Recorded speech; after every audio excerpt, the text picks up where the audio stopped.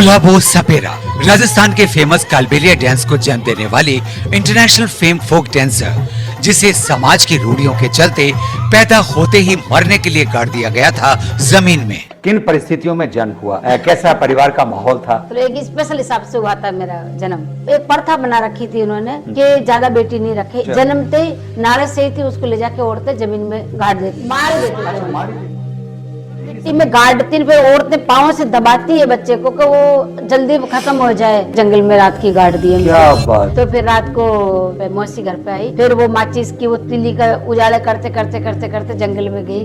बताया कि यहाँ वहाँ पे जाके खोद के जब निकाला तो माँ की ममता पुकारी, मेरे को जब बाहर निकाला तो मैं जिंदा मिली। तो मैं हर माँ को यही कहना चाहती हूँ कि कन्या भ्रूण हत्या होता है, अगर हर माँ इस तरीके से ट्राई करे। मेरी माँ तो जब धरती माता के 5 घंटे 6 घंटे पेट में से धरती माता के पेट से वापस छीन के लेके आई, तो क्या आप अपने बच्चों को नहीं बचा सकती है? पारिवारिक नाच गाने से लेकर के स्टेज पे एंट्री किस तरह से हुई? पापा जब सांपों को नचाने लेके जाते थे तो मुझे साथ लेके जाते। औरतें जब दूध डालती थी तो वो बचा हुआ दूध पापा मुझे पिलाते। फिर 1.5 साल की हुई तो सांपों को उठा के डांस करना स्टार्ट कर दिया। वो बीन की दोनों डपली की ताप सुनती थी और सांपों को नाचते हुए देखती थी। बहन भाइयों के साथ कभी खेली नहीं। वो मुझे डांस अच्छा लगता था, मेरा खाना ही मेरा डांस, मेरा जीवन ही मेरा डांस।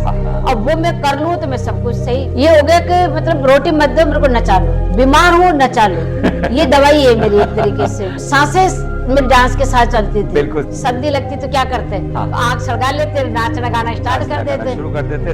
तो पुष्कर मेला में मैं नाच रही थी, टूरिज्म डिपार्टमेंट का ऑफिसर था, तो बीन के ऊपर मैं नाच रही। तो मैडम ने एकदम ताज्जुब किया, क्या बीन पे सांप को नाचते हुए तो मैंने देखा, लेकिन लड़की को पहले बार देख रही हूँ। और ये लड़की भी ऐसे नाच रही जैसे कोई बदन में हड्डियां ही नहीं है इसके, तो धरती में लपेटे ले लेके नागिन की जैसे नाच रही है। मैडम ने हमारे को इन्वाइट किया वहाँ। काल यानी समय या मौत, और बेली का अर्थ होता है फ्रेंड, दोस्त या मित्र, यानी एक ऐसी कम्युनिटी जो काल की भी बेली है, यानी जिसको मौत का भी डर नहीं। उस कम्युनिटी का नाम है कालबेलिया।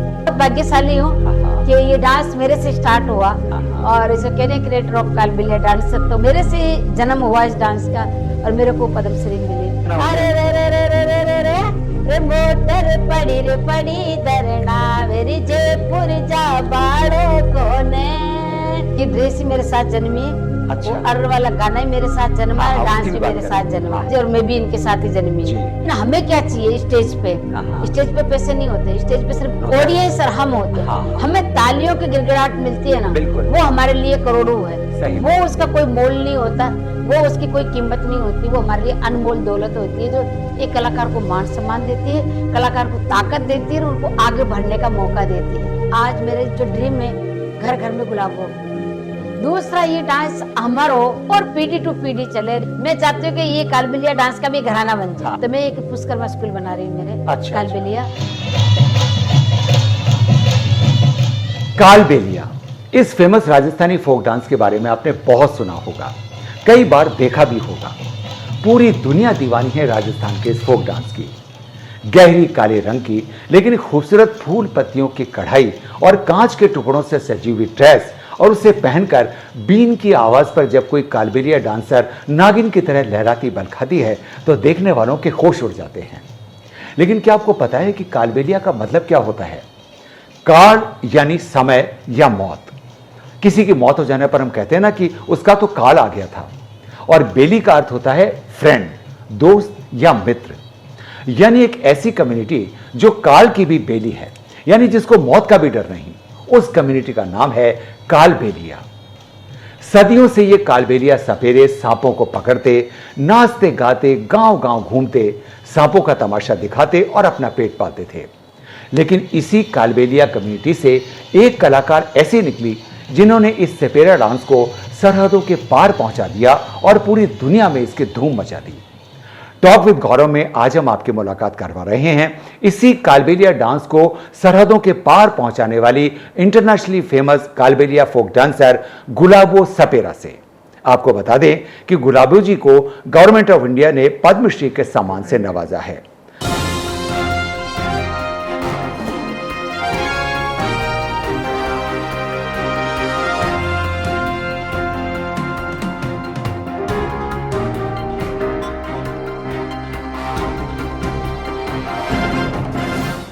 गुलाबू जी, बहुत बहुत स्वागत और अभिनंदन टॉक विद गौरव में। सबसे पहले तो हमारी तरफ से बधाई स्वीकार करें कि आपने एक ऐसी विधा को पहले जन्म दिया, पैदा किया और उसे दूर दुनिया तक फैला दिया। कालबेलिया के नाम से आज पूरी दुनिया में इसकी पहचान है। बहुत बहुत बधाई स्वीकार करें। इससे पहले कि हम आपके बारे में कुछ बात करें, इससे पहले कि हम कालबेलिया डांस के बारे में बात करें, सबसे पहले जानना चाहेंगे कि अपनी कम्युनिटी के बारे में कुछ बताइए। क्या है कालबेलिया या सपेरा कम्युनिटी? इनको 3 नाम से जाना जाता है जी। कालबेलिया भी कहते हैं इनको, और सपेरा भी कहते हैं, और नाथ कहते हैं जी। नाथ पंथ में हैं हम लोग। नाथ इसलिए कहते हैं कि हम लोग जैसे 9 नाथ है, गोरखनाथ, मत्स्येंद्रनाथ, पारसनाथ, ये 9 नाथों में से हमारे जो नाथ है वो कनिपा नाथ है। अच्छा। छोटे छोटे, तो वो जंगल में जाते थे और जंगल में से वो सांप बिच्छों का झेर निकाल कर उनके साथ सांप बिच्छों के साथ खेलना और उन्हीं के साथ में वो रहना, तो उसी पद से हम लोग निकले हुए हैं। तो हमारे नाथ सामुदायिक से हैं और भंगवा पहनते हैं, और वो जो सांपों को नचाने के लिए खुद ने बीन बनाया, खुद ने डपली बनाई, खुद के हुनर ये खुद ने चुना उन लोगों ने। अच्छा। और ये हाथ से बनाया है सब कुछ, बीन भी बनाई और डपली भी, और सांपों को पकड़ना, उनका जेर निकाल के मिट्टी में दबा देते थे, कुछ एक बूंद काजल में डाल के काजल बनाते थे हम लोग। अच्छा। आंखों में निकालने के लिए। अच्छा अच्छा, उस सांपों का जहर से काजल में डालते हाँ थे। अच्छा। वो एक बूंद डालते थे ताकि हमारे अंधा नहीं हो कोई। आज भी कोई अंधा नहीं है, पहले भी कोई चश्मे नहीं लगती थी हमारे। अच्छा अच्छा। तो वो सांप का झेर का काजल जो है वो हम लोग लगाते थे, और उसी से बाकी जो बचता था झेर वो हम जमीन में गाड़ देते, किसी जानवर का हाथ नहीं लगे। अच्छा। तो इस तरीके से हम लोग जंगल में रहते हैं, और गांव डाणी के आसपास में भी हमारे डेरे नहीं रहते, क्योंकि हमारे पास गधियां, बकरियां, कुत्ते उत्ते होते हैं, तो वो गांव के लोग एलर्जी करते थे कि ये लोग क्यों हमारे पास में, जानवर है, ये खेत खा जाएंगे, कुएं का पानी पिएंगे, तो छुआछूत करते थे हम लोगों से। तो हम जंगल में रहते थे। बस हमारा काम यही था कि हम लोग जंगल का ही कुछ खा के या मांग के खाना, बीन बजा के, सांपों को नचा के, और घर घर जाके खेल तमाशा दिखा के और बच्चा मांग के पेट भराई करते थे। ये हमारा सदियों से काम रहा। यही अपना रोजी रोटी का रोजी रोटी यही रही, सांपों को पकड़ना और उनके साथ में पेट बसर करना। अच्छा, राजस्थान में पाए जाते हैं, और राजस्थान में भी अगर पाए जाते हैं तो कौन से एरिया में ये नाथ संप्रदाय के लोग ज्यादातर? पूरे इंडिया में है। अच्छा, सभी जगह? पूरे इंडिया में, जैसे दिल्ली जाओगे, दिल्ली में भी है, गुजरात में भी है, आप इधर यूपी एमपी कहीं पे भी चले जाओ। पर फेमस जो ज्यादा अभी डांस की वजह से राजस्थान में हुए हैं। अच्छा। बाकी तो सब जगह हमारे सपेरा लोग हैं। बहुत बढ़िया। सब जगह है। आपका जन्म कहाँ पर हुआ, किन परिस्थितियों में बचपन बीता, और कहाँ पर किस तरह से अपने बचपन की शुरुआत हुई? अजमेर के पास में कोटड़ा गांव है, पुष्कर जाते हैं जब नौसादर, उसके पास में ये कोटड़ा गांव है, उसमें मेरा जन्म हुआ। मैं अजमेर कोटड़ा की हूँ। अच्छा, कोटड़ा में जन्म हुआ था। किन परिस्थितियों में जन्म हुआ, कैसा परिवार का माहौल था? परिवार का माहौल और किस परिस्थिति, तो मैं बताऊं आपको कि मतलब एक स्पेशल हिसाब से हुआ था मेरा जन्म। अच्छा, सबका होता है खुशी के साथ गाना बजाना, खुशियां मनाते हैं, लेकिन मेरे जन्म पे कोई खुशी नहीं मनाई। अच्छा। कोई ऐसा कुछ नहीं हुआ, क्योंकि धनतेरस का दिन था, और मेरी माँ पूरे दिन हमारे जानवर ब्याहे थे, तो उसमें भी वो लगी रही, और पापा चले गए कुछ दीपावली का सामान लेने के लिए। धनतेरस के दिन कुछ जापे का कि भाई बच्चा बच्ची होने वाला है घर में, और पूजा का सामान लेने चले गए, और पीछे शाम की 7 बजे मेरा जन्म हुआ। अच्छा। तो मेरे से पहले 3 बहनें थी, 3 भाई थे। अच्छा। और 7वें नंबर पे मेरा नंबर, शाम की 7 बजे मेरा जन्म हुआ जी। समाज की औरतों ने कहा कि अपने तो बेटियां रखते ही नहीं है। अच्छा, और ये चलन था, ये क्या परंपरा थी हमारे? ये ठीक है, मैं बताती हूँ आपको कि हमारे जैसे मान लो मांग के खाते हैं, गरीब लोग जंगल में रहते हैं, तो वो ये एक प्रथा बना रखी थी उन्होंने कि ज्यादा बेटी नहीं रखे, एक रख ले कोई बात नहीं, आंगन कमरा नहीं रहे, ज्यादा बेटियां नहीं रखनी। अच्छा। क्योंकि ज्यादा बेटी रखेंगे उसकी रखवाली करनी पड़ेगी, उसको कपड़े पहनाने पड़ेंगे जो अपने पास में होते नहीं है। मांग के तो कपड़े पहनते हैं, मांग के रोटी खाते हैं, मांग के अपना पेट वसारा करते हैं, तो उस बेटी की कैसे तो ध्यान रखेंगे, कैसे शादी करेंगे, आगे कोई ले जाएगा, पी के दारू पी के मारेगा पीटेगा, तो वैसे भी लड़ाई होती है कि बेटी दे के दुश्मनी ले लो या पैसा दे के दुश्मनी ले लो। तो ये पुराने ख्यालों के हिसाब से रहते थे वो। जो भी बेटी होती उनको नाड़ा नहीं काटते थे। अच्छा। जन्मते ही नाड़े से ही थी, उसको ले जाके औरतें जमीन में गाड़ देते, जमीन में गाड़ के समाप्त कर देती थी, मार देते थे। अच्छा, मार देती थी। हाँ। अच्छा। वो इसलिए कि बस भगवान से प्रार्थना करते थे पहले कि भगवान आप हमें दिए बेटी, हमारे पास तो रोटी खाने को नहीं, हम तो जंगल में रहते हैं, जंगल के जीव हैं, जंगल के हम तो जानवर खा के या हम तो मांग के खा के पेट भरते हैं, कभी भूखे सो जाते हैं। हमारे घर पे आपने ये लक्ष्मी माता कन्या को भेजा है ईश्वर, आप किसी और घर पे दो, वहां बेटी की रखवाली भी करे, वहां बेटी की शादी भी हो, वहां अच्छे कपड़े भी पहने, तो ईश्वर आप इसका जन्म कहीं अच्छे घर देना। अच्छा, हमारे घर से हम विदा कर दें, लेकिन तो भगवान को वापिस सौंप देते थे। अच्छा, तो ये सदियों से हमारे रिवाज बना हुआ था, और डरते थे, जंगल में रहते थे कि यार अपनी बेटी को कोई उठा के ले गया, भगा के ले गया, या फिर अलग अलग राज्य सरकार आते थे तो डरते थे बेचारे के, अपने को खाकी कपड़ा पहने हुए देखते थे हमारे समाज के, तो डर के मारे वो डेरे लद के भाग जाते थे कि कोई पुलिस वाला आ गया अपने को पकड़ने के लिए। अच्छा, तो अब ऐसी परिस्थिति में कैसे बेटियों को रखे, और वो कहते कि कोई बेटी को अगर ले गया तो अपने तो कलंक लगेगा, 7 पीढ़ी का फलाने की पोती थी, फलाने की दोती थी और फलाने की बेटी थी, उसको कोई ले गया। अच्छा, तो 7 पीढ़ी का कलंक लगेगा, और बेटी व्यवहार भी नहीं होगा कि भाई तेरी तो बेटी भागी हुई है, कोई उठा के लेके गए हुए, तो जात बाहर कर देंगे। तो इस डर के मारे हमारे बेटियां नहीं रखते थे। तो मेरे घर में मेरे पापा माता चामुंडा के पुजारी थे, और पापा कहते कि जब बेटी नहीं होगी तो बेटा कहाँ से होगा, और बेटा होगा तो फिर उसकी शादी कहाँ से करेंगे। सही बात है, वंश कैसे चलेगा, वंश कैसे चलेगा, बेटियां नहीं होंगी तो आगे तो वंश कैसे फिर होगा? मेरे दादाजी कहते थे, हमारे समाज के लोग कहते हैं कि बेटियां लेके आते हैं ना, जालोल से गोडवाड़ से मोल खरीद के लाते थे। अच्छा, माउंट आबू के पास में जालोल है, हाँ। वहां पे वो छाबड़ी बनाने वाले जोगी रहते हैं, अच्छा, बास्केट बनाते हैं वो। अच्छा, तो उनकी बेटियां मोल खरीद के लाते हैं, 4 साल की, 5 साल की, 10 साल की, अच्छा, 8 साल की, उनको पाल पोस के बड़ा कर लेते, तो नहीं डरते थे। मेरे पापा कहते इन बेटियों को भी तो पाल पोस के बड़ा कर रहे हो, तो अपनी खुद की बेटी को खुद क्यों की मारते बेटी हो? को क्यों नहीं पाल रहे? हाँ, तो वो कहते कि बोला खुद की बेटी को तो अगर कोई ले गया तो नाक कटेगा, ये पराये घर की बेटी है, अपने कोई दुल्हन भी नहीं बनी समाज की है, बदनामी, परिवार की बदनामी नहीं होगी, तो अपने बदनामी नहीं होगा। और क्योंकि वो जवान होती तब शादी करते, तब तो दुल्हन कहलाती किसी की, पर वो तो मोल लाई हुई बच्ची कहलाती, वो किसकी कोई क्या नाक कटेगा उससे। पर मेरे पापा इस प्रथा से बहुत दूर थे। पापा कहते कि नहीं, मैं इस रूल में नहीं हूँ तुम लोगों के साथ में, मैं माता का भक्त हूँ। तो पापा के 3 बेटियां हुई पहले स्टार्टिंग में, और फिर मेरे 3 भाई हुए, फिर 5 साल तक कुछ नहीं हुआ। फिर मेरी माँ माता रानी से मांगते मांगते, क्योंकि पापा के शरीर में माता आती थी, तो रोज माँ झाल बिछा के खड़ी हो जाती कि माता मुझे एक बच्चा और दे दो, मेरे तो 6 ही बच्चे हैं, मेरे को बेटी चाहिए और बेटी चाहिए। ऐसे करते करते मेरी माँ ने बेटी मांगा, और 5 साल बाद मेरा जन्म हुआ। अच्छा, और जन्म हुआ तो धनतेरस के दिन जन्म हुआ, और समाज की औरतों ने कहा कि इसके 3 बेटियां पहले, ये फिर से बेटी हो गई, तो पापा तो घर पे है नहीं, और चलो इसको तो गाड़ देते हैं। अच्छा, तो मेरी माँ को नहीं बताया कि तेरी बेटी हुई है।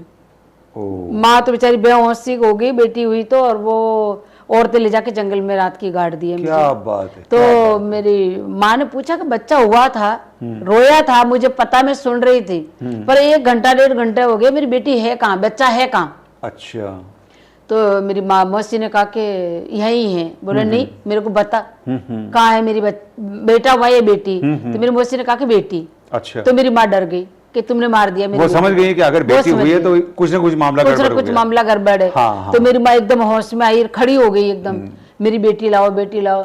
फिर उस समाज की औरतें मेरी माँ को धमका के, डरा के, और बोले तू चुपचाप बैठ जा, वो हो जा। पापा घर पे थे नहीं, तो माँ को धमकाया और चली गई अपने अपने घर, कुछ नहीं बताया।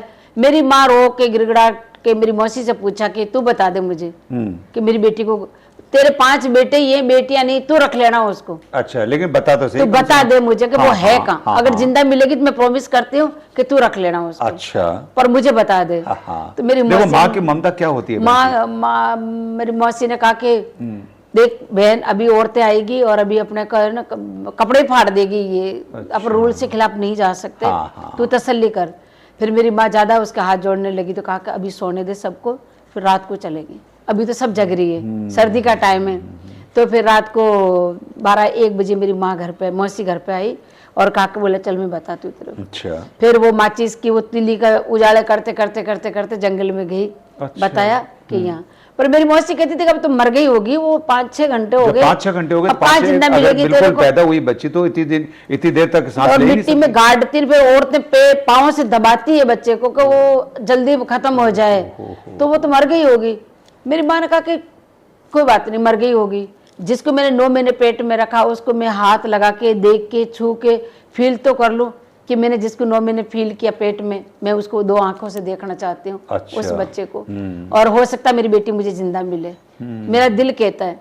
तो माँ उस उम्मीद के साथ चल पड़ी और वहाँ पे जाके खोद के जब निकाला तो माँ की ममता पुकारी और मेरे को जब बाहर निकाला तो मैं जिंदा मिली और मेरी माँ बहुत खुश हो गई। आप तो ये बात कह रहे हो, हमारे सिरन हो रहे, हमारे रोंगटे खड़े हो रहे हैं तो आपकी बात सुन कर। मेरी माँ कहती कि देख, अगर मैं कोशिश नहीं करती, मैं ट्राई नहीं करती तो मेरी बेटी मर जाती। मेरी कोशिश कामयाब रही और देख ले आज मेरी बेटी की जान बच गई। तो मेरी माँ ने कोशिश किया और मेरी माँ ट्राई की तो आज मैं आपके सामने हूँ। बिल्कुल, तो मैं हर माँ को यही कहना चाहती हूँ कि कन्या भ्रूण हत्या होता है, अगर हर माँ इस तरीके से ट्राई करे। मेरी माँ तो ऐसे समाज के दबाव में आके औरतों के सारे बंधन तोड़ के डरी नहीं मेरी माँ, और जाके और मेरे को जब धरती माता के 5 घंटे 6 घंटे पेट में से धरती माता के पेट से वापस छीन के लेके आई। तो क्या आप अपने बच्चों को नहीं बचा सकती है अगर आप में हिम्मत रखें और आप ये सोच ले कि जो भी ये बेटा या बेटी आ रहा है राजस्थानी या हिंदुस्तानी नागरिक है, मैं नहीं निकाल के दूंगी। सिर्फ माँ ही जान सकती है इसको, माँ ही फील जान सकती है। माँ में वो ताकत है कि योद्धा को पैदा करती है तो वो मर्दों से नहीं डर सकती। कोई कानून नहीं माँ के ऊपर लागू है अपने बच्चे को बचाने के लिए, तो आप बचा सकते हैं। बहुत बढ़िया, तो कन्या भ्रूण हत्या बहुत बढ़िया। सलाम करते हैं बहन जी आपको। और आज तो हमारा सलाम मेरी माँ को कि माँ ने मुझे मैं यही कहना चाहता हूं कि आज, क्योंकि आपको देख करके हमें गौरव की अनुभूति हमेशा से होती है, लेकिन आज ऐसा लग रहा है कि हम आपके साथ में उस माँ को भी नमन करें जिनकी वजह से आज गुलाबो हमारे हिंदुस्तान की एक बेटी के रूप में हमारे सामने है। नमन है। और देखा जाए तो एक तरीके से आपकी 2 माँ हो गई। एक तो वो माँ जिन्होंने जन्म दिया, एक वो माँ धरती माता हो गई जिन्होंने धरती माता ने एक वो माँ जो जिसने बताया रास्ता, जिन्होंने बताया, वो भी माँ हो गई। इंग्लिश से जो बताते वो रास्ता मिलता ना उसका भी भला होता है। तो मेरी माँ तो उसकी मेरी मौसी को गोद दे दिया था मुझे कि तू रख लेना पर मुझे बता दे। तो मेरे 3 माँ है। 3 माँ। एक माँ के 9 महीने पेट में रही, एक माँ के 6 घंटे पेट में रही और एक माँ ने मुझे पाला पोसा और उसकी निगरानी में भी बड़ी हुई। जी बहुत बहुत हमारा सौभाग्य है। अब तो मेरा पूरा हिंदुस्तान माँ बाप है, पूरे राजस्थान मेरी माँ है। बिल्कुल सही। लेकिन उस टाइम पे तो मेरे वही थे सब। गुलाबो जी, क्या शुरू से ही नाम आपका गुलाबो था या और किसी नाम से बचपन में आपको जाना जाता था? नहीं, मैं धनतेरस को हुई ना। अच्छा। तो मेरा नाम धनवंती रखा। अच्छा, धनवंतरी रखा कि धनतेरस को जन्मी तो ब्राह्मण ने कहा कि भाई ये तो धनवंती है, तुम्हारा तो धनवंतरी नाम रखा हो इसका। तो मेरा नाम तो धनवंती था जन्म से ही। फिर धनवंतरी से गुलाबो किस तरह से हुआ? गुलाब हुआ कि मैं जब साल भर की थी तो पहले तो पापा के साथ जाती थी, सांपों के साथ ऐसे। पापा मुझे 6 महीने की थी तो पापा मुझे लेके जाया करते थे। एक बार क्या मैं बहुत ज्यादा बीमार हो गई, साल भर की थी। अच्छा। बहुत ज्यादा बीमार हो गई, डॉक्टर के लेके गए पापा। डॉक्टर ने कहा कि ये तो बच्ची खत्म हो गई। अच्छा। डॉक्टर भगवान दास जी थे। ओके। तो मेरे पापा ने कहा कि डॉक्टर तू पागल है, पागल हो गया डॉक्टर तू। कहता बोला बाबा तू पागल हो गया, तेरी बेटी खत्म हो गई तो कह रहा मेरे को पागल बना रहा है। बोले बाबा खत्म हो गई, इस बच्चे को लेके जाओ। मेरे पापा कहते कि पीर बादशाह की धरती और यहाँ पुष्कर राज वर्मा जी की धरती, यहाँ मेरा बच्चा जन्मा है और वो इस धरती माता के 5 घंटे पेट में रहने के बाद वो नहीं मरी तो अब इतनी सी बीमारी से मर जाएगी, वो मेरी बेटी नहीं मर सकती डॉक्टर, ये स्पेशल है। ये पिताजी का कॉन्फिडेंस था कि आप नहीं समझते, मेरी बेटी बहुत स्पेशल है। आप नहीं जानते, ये नहीं मर सकती। तो क्या बोला अमरजड़ी खिलाइए तेरी बेटी को। बोले अमरजड़ी समझो, ये धरती माता की बेटी है, आपको पता नहीं है। अच्छा। मेरे पापा ऐसे कह के गोद में उठा के और लेके चलते बने और घर तो लेके आए नहीं मुझे। और वहाँ दरगाह ले गए बाप, क्योंकि इधर तो वो अजमेर का जो अस्पताल है सरकारी और उसी रास्ते पे यूं जाके वो दरगाह है आगे दरगाह बाजार। तो वहाँ दरगाह पे लेके गए मेरे बाबा पीर बादशाह अजमेर खाजा शरीफ के, और वहाँ ले जाके अंदर ले गए पापा। अंदर चले गए, भंगवा पहन रखा, इतनी लंबी लंबी जटा थी मेरे पापा के, और अंदर ले गए थे बाबा की जहाँ मस्जिद थे वहां लेके गए। अच्छा। और वहां ले जाके और गेट पे लिटा दिया। तो सब लोग देखने लगे कि तो भंगवा पहन रखा है और इसकी लंबी लंबी जटे, नाथ संप्रदाय से नाथ है ये, पर जानते थे पापा को ये बाबा यहाँ खड़े रहते हैं, जानते थे। पर आज कोई बहुत बड़ी परेशानी में आए हैं जब एकदम अंदर खाजा शरीफ के अंदर आ गए ये बाबा।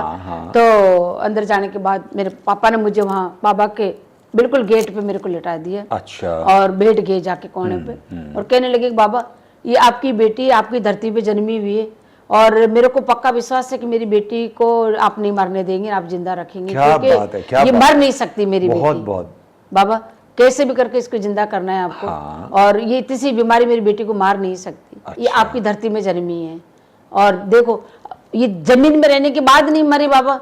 तो मेरे पापा हाथ जोड़ के आंखें बंद करके बैठ गए और अच्छा। बाबा को सौंप दिया कि मारे तो तू और इसको और जिलाए तो जिंदा तू। करे तो तू, ये तेरी बेटी है, मेरी कुछ नहीं है।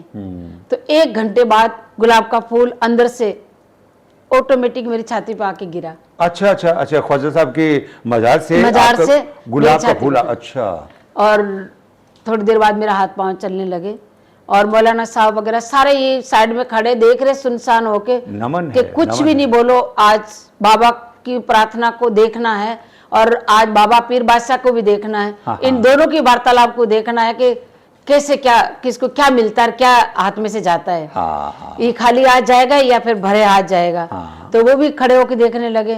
तो हाथ पांव जैसे मेरे चले, रोने लगी। तो मौलाना साहब ने कहा कि लोल बाबा आंखें खोलो, आपकी बेटी जिंदा हो गई है। अच्छा। तो मेरे पापा डर गए कि ये पता नहीं अब क्या सोच रहे होंगे हाँ, मन में हाँ। कि मैं मुर्दा लड़की को लेके आया। हाँ, तो मेरे पापा ने कहा कि माफ करना मुझे कि मैं लड़की मेरी नहीं थी, हाँ, नहीं और थी। मैं इसी हालत में लेके आया। अच्छा। बोले कोई बात नहीं बाबा, लेके आए तो आप जिंदा भी तो हुई ना। आप हम भी ये देख रहे थे कि आपका विश्वास, इतना बड़ा विश्वास है आपका कि आप बाबा के यहाँ लाके और दरबार में लेटाया है बच्ची को, तो आपकी बच्ची जिंदा होगी, ले क्या जाओ। बात है। यानी बहन जी की विश्वास में इतनी शक्ति होती है कि असंभव भी संभव हो जाता होता ही है वो तो। जिसको भगवान को किसने देखा? हाँ किसी ने नहीं देखा। और तो एक विश्वास ही तो है। हाँ, हाँ। विश्वास ही तो धरती और वो आसमान किसके सहारे खड़ा है। अब कौन कहता है, कोई खंबा थोड़ी ना लगा रखा है उसके। हाँ, हाँ। लेकिन वही विश्वास पे दुनिया कोई ना कायम कोई है। ऐसी शक्ति है तो- जो आपको हर समय पे हौसला देती है। तो पापा ने कहा कि मैं जिसको मैं लेकर आया था बाबा, वो धनवंती थी, वो लड़की खत्म हो गई। जो मेरे को आज जो बाबा ने दिया है वो है गुलाब। इसका नाम आज से ही गुलाब है। क्या बात। धनवंती में उस नाम, दिन से गुलाब नाम हो बस गया। वहां से मेरा नाम गुलाब अच्छा, हुआ। अच्छा। पापा मेरा नाम बिल्कुल गुलाब ही बोलते थे और वो धनवंती तो कोई बोला ही नहीं मुझे। अच्छा, पापा ने अच्छा। कभी नहीं बोला, बस कि आज वो लड़की यहाँ खत्म, मैं दूसरी लड़की लेके जा रहा हूँ जिसको बाबा ने मुझे दिया है गुलाब। हाँ हाँ, तो उस दिन से आप मेरा धनवंती नाम से गुलाब हो गई। फिर गुलाब से गुलाबी और गुलाबों का सफर भी क्या शहर में परिवर्तन के साथ में हो गया? मैं जब पापा के साथ, जब मैं साल 6 महीने की थी, जब मैं पापा के साथ में, पापा मुझे लेके जाते थे 6 महीने की थी, जी। तो छापों का झूठा दूध पिलाते थे पापा मुझे, क्योंकि माँ का दूध तो माँ तो कहाँ आती, गाँव हाँ, ढाणी हाँ, लेके जाते। हाँ। वो इसलिए लेके जाते थे पापा मुझे कि समाज के लोग कहते कि इसको तो मरना है, इसको जिंदा नहीं छोड़ना इस बच्ची को, क्योंकि अच्छा, ये समाज के ऊपर मुंह पे तमाचा दिया है आप लोगों ने। अच्छा अच्छा, मतलब वो उनकी अदावत, उनकी दुश्मनी जो है वो आगे तक चलती तो वो रही तो हमेशा से चलती रही। वो तो अच्छा, अच्छा, वो अच्छा। तो कहते रहे कि ठीक है जिसने जिंदा तो रख दिया, पर ये लड़की मरेगी जरूर। तो वो समाज के लोगों की आंखें थी मेरे पे। तो मैं जैसे साल 6 महीने की हुई तो गुडाले चलना स्टार्ट हाँ, होता हाँ, बच्चा। हाँ। तो मेरी माँ की गोद मैंने जैसी छोड़ी, पापा ने कहा कि देख अब तू तो अपने काम में लग जाती है, घट्टी वट्टी पीसने या रोटी वोटी करने के लिए, तो कोई भी उठा के ले जाएगा इसको। हाँ। तो मैं लेके जाता हूँ उसको। अच्छा। तो पापा जब सांपों को नचाने लेके जाते थे तो मुझे साथ लेके जाते। अच्छा, उस अच्छा। डिपारी में बिठा के सांपों के साथ। अच्छा। वो घर घर जाके भक्ष्या मांगते, ये सांपों को नचाते, मेरे को भी टिपारी में बिठा देते। औरतें जब दूध डालती थी तो वो बचा हुआ दूध पापा मुझे पिलाते। अच्छा, मेरी माँ कहती थी भाई इसको खिलाते पिलाते क्या हो? पापा ने कहा कि सांपों का जो बचता है दूध में इसको पिला देता हूँ। तो इस तरीके से मैं पापा के साथ बड़ी हुई। और वो 1-2 साल की हुई तो पापा का कंधा पकड़ के डांस करना स्टार्ट कर दिया। उसी समय से आपकी डांस की शुरू। उस समय आपकी उम्र क्या रही होगी बहन जी? मैं वही कह रही हूँ ना, जब 6 महीने की थी पापा के साथ जाने लगी। हाँ। दूध पी पी कर 8 घंटे पापा के साथ रहती, कभी 7 घंटे, हाँ, कभी 6 घंटे।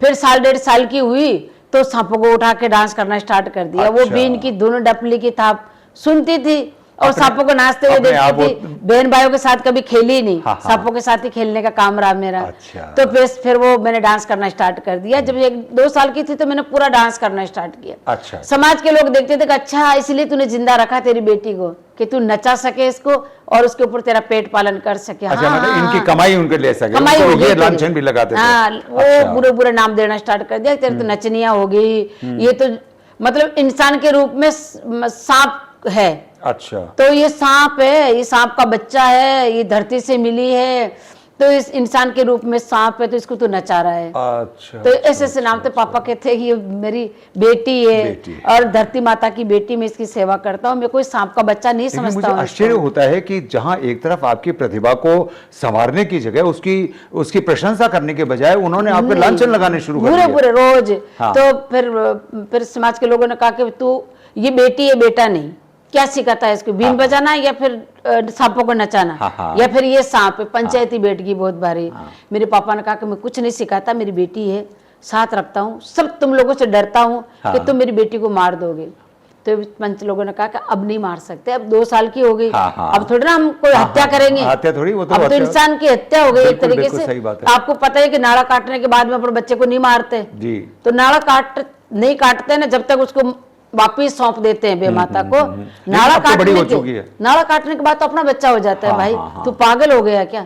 तो फिर मेरे को पापा मेरे को घर छोड़ना स्टार्ट कर दिए। अच्छा। तो मैं रोती थी, फिर मेरे को पापा के साथ रहना। तो मेरी माँ फिर तंबू के पर्दा लगा के फिर वो गाना सिखाती थी, डांस करवाती थी। मेरा भाई हारमोनियम पे गाना सिखाता था, चंग सिखाता था मेरे को, कैसे भी करके मेरा जी बोलाते। 2-3 साल की हो गई, फिर मैं 3-4 साल की हो गई तो मेरे बच्चों के साथ में नाचती, माँ नचाती गवाती, ऐसे मेरे को तो ये हो गया कि मतलब रोटी मत दो मेरे को नचा लो। अच्छा। बीमार हूँ नचा लो, ये दवाई है मेरी एक तरीके से। हाँ। तो वो सांसें मेरे डांस के साथ चलती थी। बिल्कुल सही है। तो मेरा भाई मुझे नचाता रहता पूरे दिन, और मेरा जीजा जी मुझे नचाते रहते पुंगी बजा के घर में ही।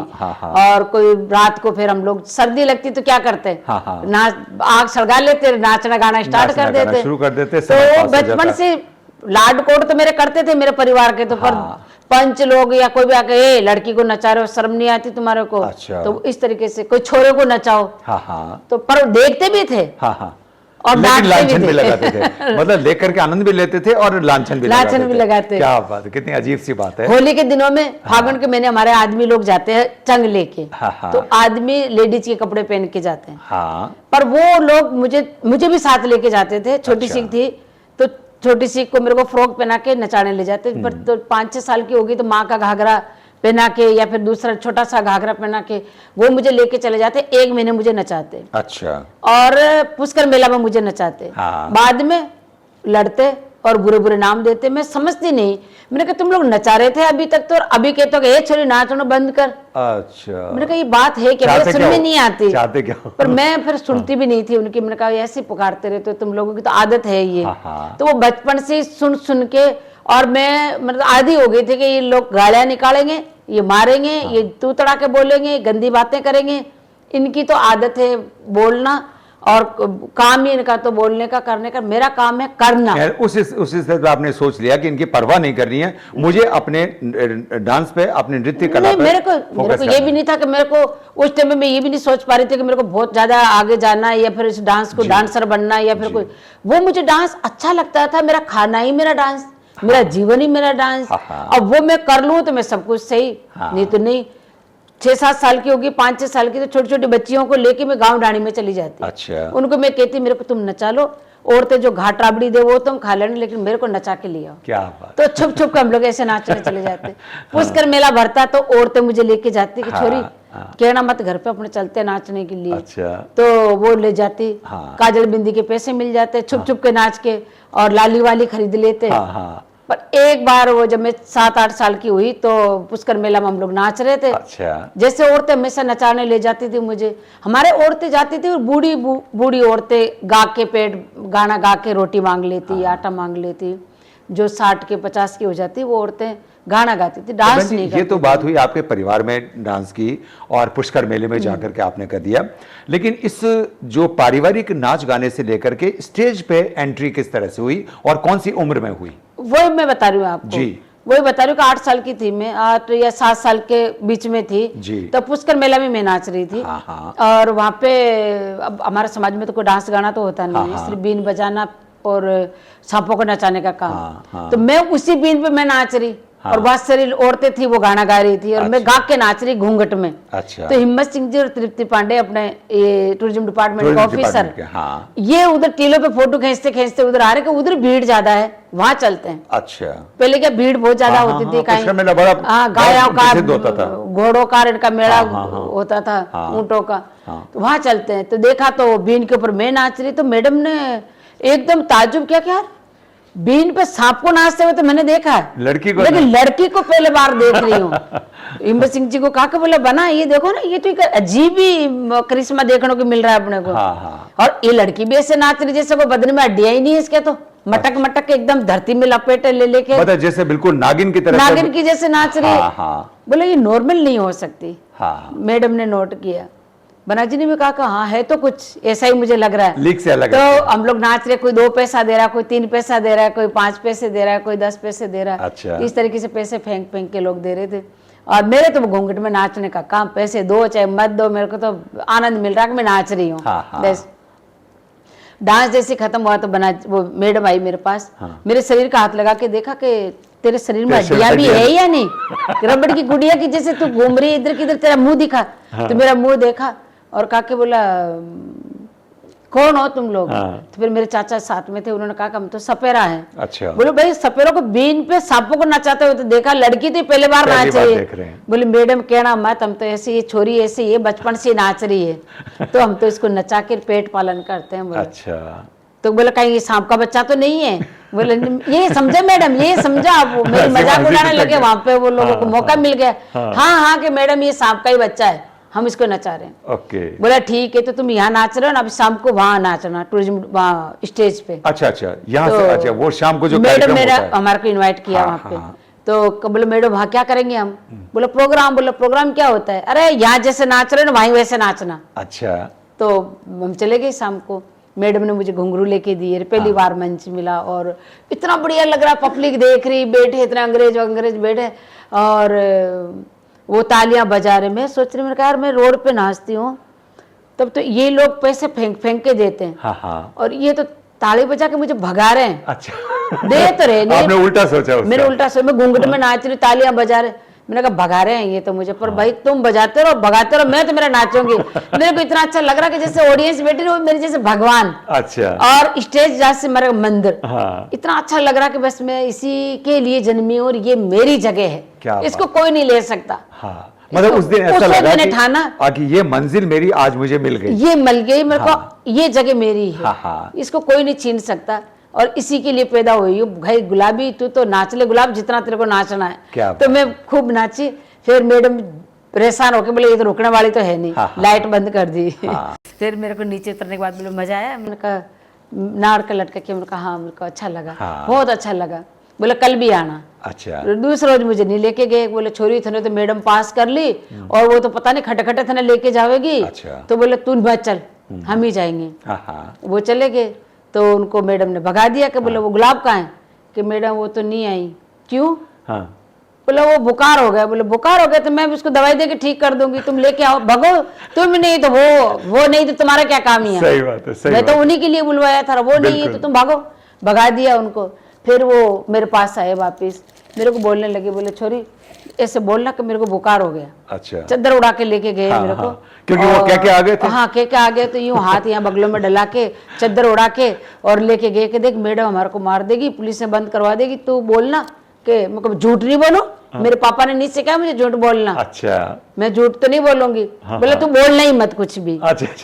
तो मैं कुछ भी नहीं बोली। बात को और वो मैडम मैं यहाँ हाथ गाल रखे थे, मेरे हाथ को देखा तो अरे तू गर्म हो रही है बाकी। अच्छा। तो पहले बार मेरे को गवर्नमेंट की टिकिया मिली, सफेद गोली दी मैडम ने। अच्छा। खाने के लिए बोले गोली खा ले, थोड़ी देर बाद तेरा डांस करवाऊंगी वहाँ। अच्छा। तो वो गोली खा ली मैंने। बुखार तो था नहीं? बुखार था ही नहीं, खाना ही पड़ा। मैंने कहा मैं मना करी तो वैसे मारी जाऊंगी और नहीं मना करी तो वो समाज वाले मार देंगे कलाकार मुझे, तो दोनों का ही डर। मैंने कहा चल खा ले, गोली खा ली। मैंने कहा पर मैंने ये नहीं कहा कि मुझे बुखार है, मैंने मना भी नहीं किया तो हाँ भी नहीं भरी, गोली खा ली। अच्छा। चलो फिर सुबह मैडम ने हमें वापस बुलवाया तो हम लोग मेला खत्म हो गया। हाँ। फिर सुबह गए तो सेठी साहब थे उस टाइम पे टूरिज्म डिपार्टमेंट हाँ, का हाँ, ऑफिसर। हाँ। उन्होंने मेरे लिए 50 रुपए पास किए उस टाइम पे। अच्छा। तो उस टाइम मुझे को 50 रुपए क्या दिए। बात है, बहुत बढ़िया। और जो मेरे साथ औरतें थी उनको किसी को 5 रुपए, किसी को 2 रुपए, किसी को 20 रुपए, ऐसे करके। और यानी कि उस जगह से आपकी स्टेज की शुरुआत हो हाँ। गई। बहन जी, उसके बाद में विदेश से बाहर जाने का मौका कहाँ से मिला और कौन सी जगह से शुरू हुआ? फिर मैं वहां से मैं पुष्कर से फिर हम लोग जयपुर आ गए। हाँ। बाग बुक के कैसे भी कर करा के, लंबी स्टोरी है, कैसे भी करके हम लोग जयपुर आ गए। मैडम ने बुला लिया। फिर 85 से मेरे को विदेश जाने का मौका मिला। 85 में, ठीक है। 85 में मेरे हाँ। को, जब वहाँ अमेरिका हम लोग जा रहे थे, जब मैं 13 साल की थी। ये किस तरह से हुआ? ये मैं जैसे मेरे पहले तो रेडियो में इंटरव्यू हुआ एक बार, तो फिर अच्छा। मेरे को दिल्ली में हम लोग नाच रहे थे। अच्छा। तो वहाँ पे राजेश सेठी ने देखा मुझे। हाँ, वहाँ दीपावली मेला हाँ, था। हाँ। तो उन्होंने मुझे देखा और फिर कहा के बोले तेरे को अमेरिका चलना है, अमेरिका का कोई टूर है उसमें। तो मेरे चाचा जो साथ रहते थे वो बजाने वाले दादाजी, अच्छा। उनसे बात करी और फिर ICCR की तरफ से हम लोग गए थे। अच्छा। 85 में। तो वो पहली आपकी विदेश यात्रा 1985 में अमेरिका में हुई और वहां से विदेश का सफर शुरू हुआ। ब्रिटेन की महारानी क्वीन एलिजाबेथ ने भी आपको डांस के लिए इनवाइट किया था, उसके बारे में कुछ बताइए। मैं 85 में तो अमेरिका गई थी, वाशिंगटन। हाँ। उसके बाद आने के बाद फिर मैं 86 में गई थी इंग्लैंड। वहाँ उनका जो एल्बर्ट हॉल है उससे मैंने डांस किया था। हाँ। और मैडम को बहुत अच्छा लगा, बहुत अच्छा मेरे को मेडल दिया उन्होंने। और अच्छा। वहाँ अरुणा लैला का भी प्रोग्राम था। अच्छा। तो मैं तो सिर्फ रावण हत्ते पे 2 लड़की मेवार में हम लोग दोनों ही थी। तो मैं तो अरर करके मेरा अल्लाह हिसाब से नाचूं, वो बेचारी धमाधम वो अपने गाने गाए तो बोले नहीं वो अरर वाला चाहिए, अरर वाला चाहिए। तो अच्छा, उनको तो वही पसंद आ रहा था। हाँ। एक ही थिएटर पे वो सबके लास्ट में गाती, उन्होंने पहले गाना पड़ा। बोले छोरी तेरे बदली मेरे को पहले गाना पड़ेगा धमाधम मस्त के अंदर। हाँ। वो गाया, बोले नहीं हमें तो अरर वाला ही चाहिए। अच्छा। तो ये गाना फिर मेरा ही डांस चलता रहा वहाँ पे हाँ, बहुत हाँ। देर तक। और मैडम ने मुझे मेडल देके और सम्मानित किया वहाँ पे और बहुत अच्छा लगा उनको। जी। और फिर मेरे को अभी 2012 में भी जब डायमंड जुबली हुआ था, जब भी मुझे बुलाया मैडम उस टाइम भी, यानी कि उनको उस समय की परफॉर्मेंस भी याद थी। याद थी। तो मेरे अच्छा। को उन्होंने कहा कि वो मेरे को वही गुलाबी सपेरा चाहिए जो 86 में आई थी। अच्छा, कितनी बड़ी बात है। वो फिर 2012 में भी मुझे बुलाया अपने मेरी बेटी के साथ। फिर मैं गई अंदर कासल में भी हमें बुलाया वहाँ पे। अच्छा। और चाय हम सब कलाकारों के साथ में क्या चाय बात भी है लिया है। बहन जी, बहुत बड़े बड़े लोगों का सपना होता है ब्रिटेन की महारानी के साथ में या राज परिवार के साथ सिर्फ मिलना भी। हमें तो चाय पिया आप तो उनके चाय साथ पी में। करके और आए थे। इतना हमें सम्मान किया उन्होंने, हमें गिफ्ट दिया उन्होंने। बहुत और बड़ी अपने बात साथ है। में चाय कॉफी पिलाया। क्या हम बात है लोगों को। बहन जी, विदेश में भारत के संगीत और डांस के, म्यूजिक एंड डांस के प्रति क्या रुझान रहता है? कितना पसंद करते हैं और कितना समझते हैं? देखो, पहले तो अपने भारत को मैं बोलूँगी कि अपने भारत और राजस्थान में जब तक हमें यहाँ पे सब लोग समझते हैं, मान सम्मान देते हैं, जी। तब हम बाहर तक पहुँचते हैं। हाँ। कि यहाँ पे समझ के हमें मंच मिलता है। हाँ। यहाँ पे समझ के हमें स्टेज तक और वहाँ तक विदेश यात्रा तक ये लोग हमें रवाना करते हैं कि हाँ भारत के बच्चे हैं हम और आपको जाना है ICCR की तरफ से। हम लोग बाहर जाते हैं और बाहर जाके जब तक हमें कोई नहीं जानता बाहर जाते हैं, जो बाहर जाके जो वापस आते हैं, जो विदेश का ठप्पा लगता है ना, तब हमें मान सम्मान मिलता है कि अब अमेरिका रिटर्न है या ये अपने आप में एक इंग्लैंड। विडंबना है कि मतलब वहां से आने के बाद हमें पहचान मिलती है। आपके साथ नहीं होता है, बहुत सारी सब लोगों के साथ है कि पर विदेश में हमें बहुत मान सम्मान मिलता है। देश में भी बहुत मान सम्मान मिलता है, पर विदेश में ये है देखने का एक नजरिया अलग अलग होता है। अच्छा। अपने वहाँ जब हम लोग डांस करते हैं ना, तो हमारे अगर ये मोती भी टूट के गिरता है, ये सितारा भी गिरता है, तो सुनाई दे देता है स्टेज पे कि कुछ गिरा है। अच्छा। और यहाँ पे हम पूरे गिर जाते तो लोग परवाह नहीं करते। अच्छा। तो इतना ही फर्क है कि वहाँ पे वो लोग अपना 1.5 घंटे का टाइम निकाल के आए या 2 घंटे का टाइम निकाल के आते, तो पूरा 1.5 घंटे 2 घंटा वो एंजॉय करते हैं। मतलब वो पूरा डेडिकेटेड टाइम होता है कलाकार को देते आर्टिस्ट के लिए। हैं। वो कलाकार को देते हैं टाइम पूरा बैठ के देखते हैं। कोई आपस में बात नहीं करते, आपस में हलो हाय नहीं करते, वो आके अपनी सीट पे बैठते हैं और उस कला को देखते हैं, वो सफर करते हैं कलाकार के साथ। बहुत बड़ी बात है, ये अंतर बहुत बड़ा है। 1.5 घंटे वो सफर करते हैं कि कलाकार डांस कर रहा है या कलाकार गा रहा है, कलाकार क्या कर रहा है। और वो हमारा प्रोग्राम खत्म होने के बाद आपस में हलो हाय करते हैं, फिर हम लोगों को बाहर मिलने के लिए आते हैं। यही फर्क है। यहाँ ये है कि हम लोग डांस करें, चाहे स्टेज का बड़ा शो भी होता है, सरकारी शो भी होता है ना, तो आजकल तो मोबाइल सिस्टम चल गया। वो लोग मोबाइल को स्विच ऑफ करके आते हैं अंदर करके रहते हैं, क्योंकि उनको सिर्फ आर्ट को वो देखना कहते हैं कि आज हमें इनको देखना, इनके साथ जीना, 1.5 घंटे 2 घंटा, और ये कला हमें देखने को मिलेगी नहीं, क्योंकि बाहर से आए हैं ये लोग। यहाँ अपने चाहे बाहर से आए चाहे यहाँ से आए, वो या तो मोबाइल पे लगे रहेंगे, या फिर सारी मीटिंग ऑफिस में होनी चाहिए, वो मीटिंग इनकी यहाँ प्रोग्राम में हो जाती है, वो सारी दुनिया भर के बिजनेस। अरे यार ये बात, हाँ यार, हाँ फलानी जगह मिला था ना, तो अरे वो फलाना दोस्त मेरा था, अरे यार वो तो बात, अरे इतनी देर में तो डांस निकल गया, गाना भी निकल गया तुम्हारा। हम लोग तो जान की बाजी लगा के स्टेज पे का आज हमें लास्ट ये करना है, कल पता नहीं मौका मिले या नहीं मिले, सही बात है, तो हम जान की बाजी लगा देते हैं। लेकिन वो इतनी गंभीरता से, लेकिन विदेश वाले लोग पूरी गंभीरता से वो पूरा हमें मान सम्मान देते हैं, पूरा वो देखते हैं कि हाँ नहीं, कलाकार की मेहनत देखनी है और उस कला को देखना है।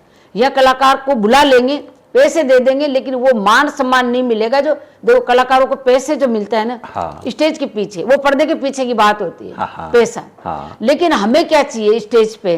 स्टेज पे पैसे नहीं होते, स्टेज पे सिर्फ तालियां होती है, मान सम्मान होता है, ऑडियंस और हम होते हैं। हमें तालियों की गिड़गिड़ाहट मिलती है ना, वो हमारे लिए करोड़ों है, वो उसका कोई मोल नहीं होता, वो उसकी कोई कीमत नहीं होती, वो हमारे लिए अनमोल दौलत होती है, जो एक कलाकार को मान सम्मान देती है, कलाकार को ताकत देती है और उनको आगे बढ़ने का मौका देती है। वो तालियों की गिड़गिड़ाहट अगर मेरे को पुष्कर में नहीं मिलती तो मैं आज यहाँ तक नहीं होती। तो हमें वो तालियों की गिड़गिड़ाहट चाहिए, नहीं कि वो आप पैसे दे के बुला लिया, अरे यार हाँ वो तो इतने अच्छा लाख रुपए में आइए, चलो ठीक है देखेंगे, हाँ भैया से पूरी करते हैं, फॉर्मेलिटी से पूरी करते हैं, तो फॉर्मेलिटी नहीं चाहिए हमें, हमें आपके दिल से आशीर्वाद चाहिए। बहुत बढ़िया, बहुत अच्छी बात कह रहे हैं हम। मुझे लगता है कि हमारे देखने वाले अगर इस बात को अमल करें तो शायद कलाकारों के लिए बहुत वो कलाकार का हमारा तो मान सम्मान है, पर एक आपको सरस्वती माता का भी बहुत बड़ा सम्मान है जी। हम कलाकार जो है वो सरस्वती माता को याद करके उनकी दी हुई गिफ्ट ही थोड़ी बहुत जो है वो हम आपको दिखाते हैं, तो आप हमारी वो तोयन नहीं कर रहे हैं, वो सरस्वती माता की कर रहे हैं, तो आप उनकी इज्जत तो करें, कम से कम आप आते हैं देखने के लिए तो आप गंभीरता से देखें उस चीज को। हमारे में गलती तो वो गलती भी तो हमें एहसास करवाएं कि आप ऐसे कर रहे हो, अगर अच्छा परफॉर्म किया तो उसकी प्रशंसा अच्छा है तो फिर प्रशंसा करें कि आपने अच्छा किया। कालबेलिया के साथ 2 चीजें पूरी तरह से एसोसिएट हो गई हैं और उनके बारे में खासतौर पर गुलाबी जी से चर्चा करना चाहेंगे। एक तो उनकी ये रंग बिरंगी, ये जो काले रंग की ड्रेस होती है लेकिन उसके ऊपर रंग बिरंगी जो कशीदाकारी होती है वो दुनिया को बहुत अट्रैक्ट करती है।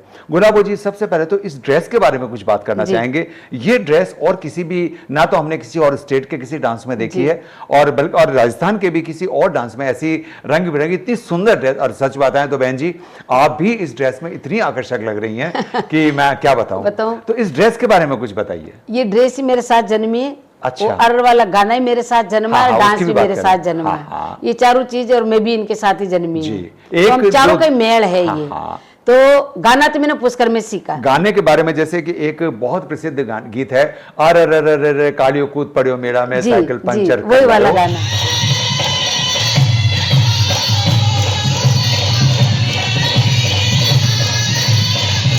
तो वही वाला गाना। बहन जी इस गाने के पीछे क्या इतिहास है और किस तरह से ये गाना पैदा हुआ, शुरू हुआ? ड्रेस का भी बताऊं और आपको गाने का भी दोनों के बारे में दोनों के बारे में बताती हूँ। पहले मैं गाने के बारे में बताती हूँ कि मैं जब पुष्कर मेला में डांस करती थी ना, तो गाड़ी जो बस है ना, वो बस स्टैंड पे पा पा पा जयपुर चलो अजमेर चलो, वहाँ चलो वहाँ चलो वहाँ चलो, बस स्टैंड पे ऐसे ही दृश्य, बस स्टैंड पे आवाज देते रहते। मैं तो चुलबुली सरू से ही थी, तो मैं मजाक उड़ाती थी, मैंने कहा देखो गाड़ी पड़ी पड़ी तूंद आवे जयपुर जाबाड़ो को नहीं। तो मैं वो गाना गा के कहती, यही गाना, अरे रे रे रे रे रे रे रे मोटर पड़ी धरना वेरी जयपुर जाबाड़ो कोने। मैं उन्हें कितना जयपुर जाबाड़ो कोई कोने, खाली ऐसी भा भा भा बजा रहे थे। तो फिर मैं कितना मैं ही जाऊंगी जयपुर। अच्छा। अरे रे रे रे रे रे रे रे रे जयपुर जाऊं कि कभी जो लाऊं रे, जयपुर जाऊं कि कभी जो लाऊं रे, कभी जो लाल बूटी को। जयपुर की बूटी बहुत फेमस है, तो वो मुझे याद थी कि जयपुर में हम लोग कभी कभी आते थे ना इधर, तो ये गाना मैंने वहां से स्टार्ट किया। मुझे पता नहीं कि मैं ये डांस में यूज करूंगी इस गाने को, तो ये गाना तो वहां से स्टार्ट हुआ था और मैंने डांस में स्टार्ट किया। क्या बात है। और ये ड्रेस बाबा रामदेव जा रहे थे। हमारे कपड़े कब बनते हैं साहब, जब कोई मेला वगैरह, या तो मेला या फिर हमारे होली के टाइम पे। तो मैं बाबा रामदेवरा जा रहे थे। तो एक महीने पहले डिसाइड कर लिया पापा ने कि हम रामदेवरा जाएंगे भादव में।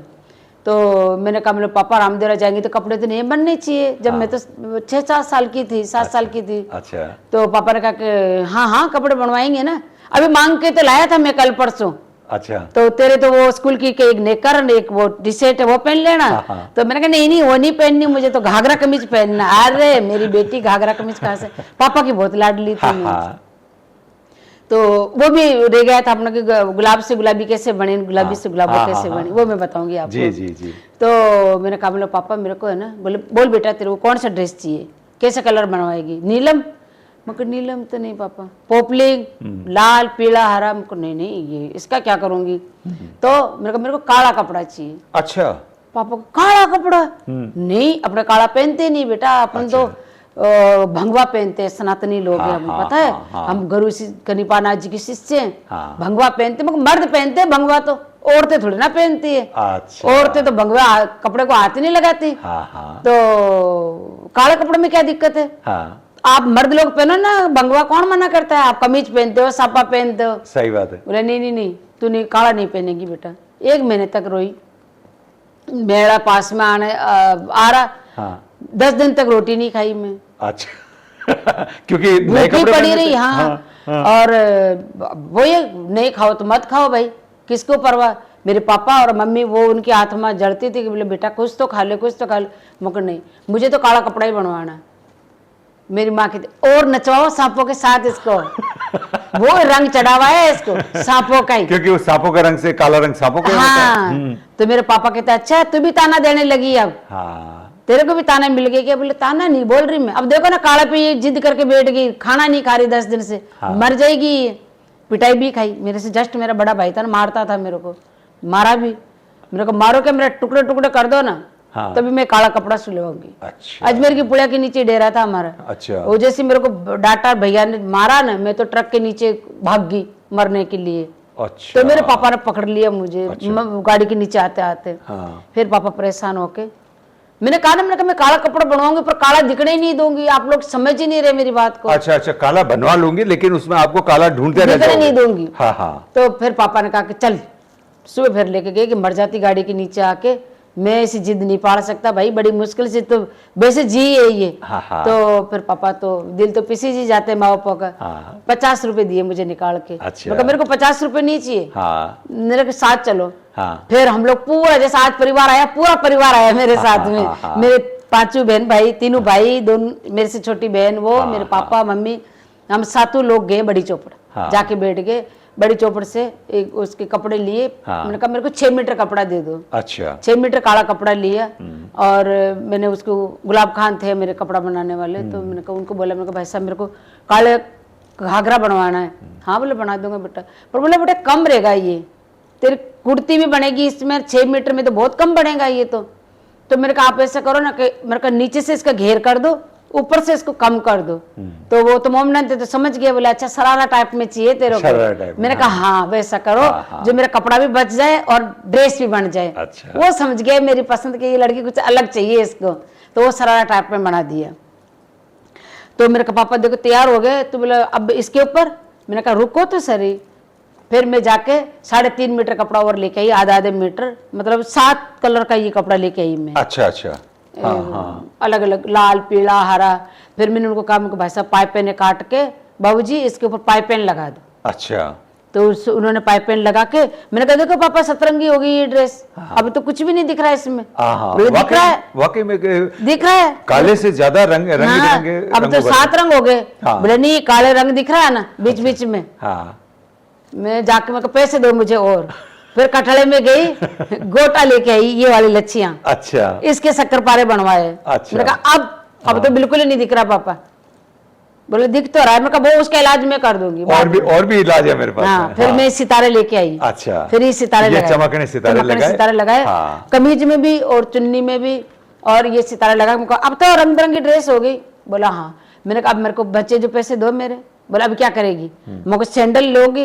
लाल सैंडल ली, इतनी बड़े बड़े हील वाली लाल जुराब लिए, वो रंग बिरंगी मतलब मेरे भाई ने एक फिल्म दिखा दी थी मेरे को, तो वो हीरोइन वाला वो लुक लेके आना लाना था। मैंने कहा मेरे वही 2 चोटी फुंदे वाली। अच्छा। और मैंने कहा वो हीरोइन पहन रखे थे ना, जैसी की जैसी पहनूंगी मैं भी। हाँ। तो अब मेरे को वो लाल सैंडल, लाल जुर्राब और वो लाल फूल लेके, हाँ। और वो रेबिन यहाँ लाल फूल यहाँ बाल तिरछे बना के, हाँ। और यहाँ वो फूल लगा लिया। अच्छा। लाल चप्पल पहन ली, लाल जुर्राब पूरी पहन तरह ली। से हीरोइन की तरह से एकदम तिरछे बाल बना के, यूं तिरछे वो पूरा फूल बना fashion। के, हाँ। हाँ। और एकदम वो झूमर उमर पहन कर एकदम अब लग रही मैं हीरोइन की जैसे एकदम।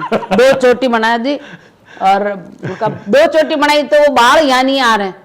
मैंने कहा यार अब क्या करूं, 1 चोटी बनाती हूँ, इधर से बाल खुले रखती हूँ। मैंने कहा नहीं वो तो फिर बेकार लग रहे हैं। तो इस तरीके से फिर कभी चोटी बनाती हूँ, कभी खुले रखती हूँ। वो ड्रेस पहन के भाई साहब सच कहती मेरे जैसी कोई है ही नहीं, जैसे कोई आसमान से परी के बस मतलब मैं ही हूँ इस दुनिया में, और कोई है ही नहीं भाई।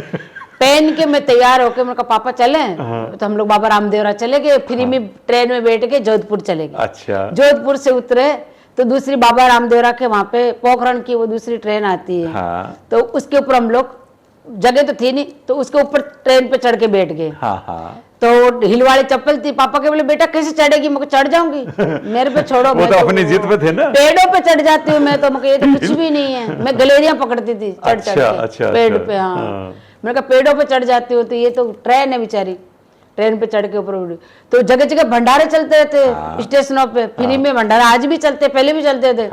मैं कहती पापा हलवा लेके आओ नीचे जाकर, अरे नहीं नहीं नहीं नहीं गिर जाएगी तेरे चप्पल, पाँव टूट जाएंगे। मैंने कहा अभी ले आती हूँ।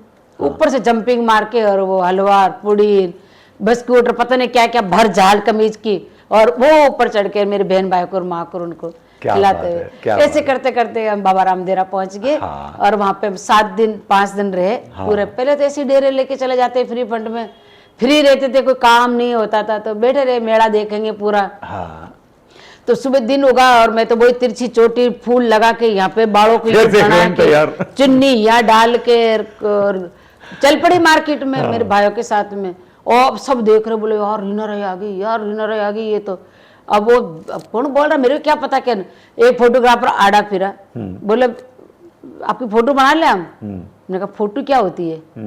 बोले इस कैमरे में फोटो बनेगी। मैंने कहा फोटो? अच्छा। वो कैसे बनेगी? अच्छा। बोला आपकी शिकल अभी हम आपको निकाल के दे देंगे। अरे मैंने कहा जा रहे मेरी शिकल निकाल के देगा, पर मैं तो चली गई।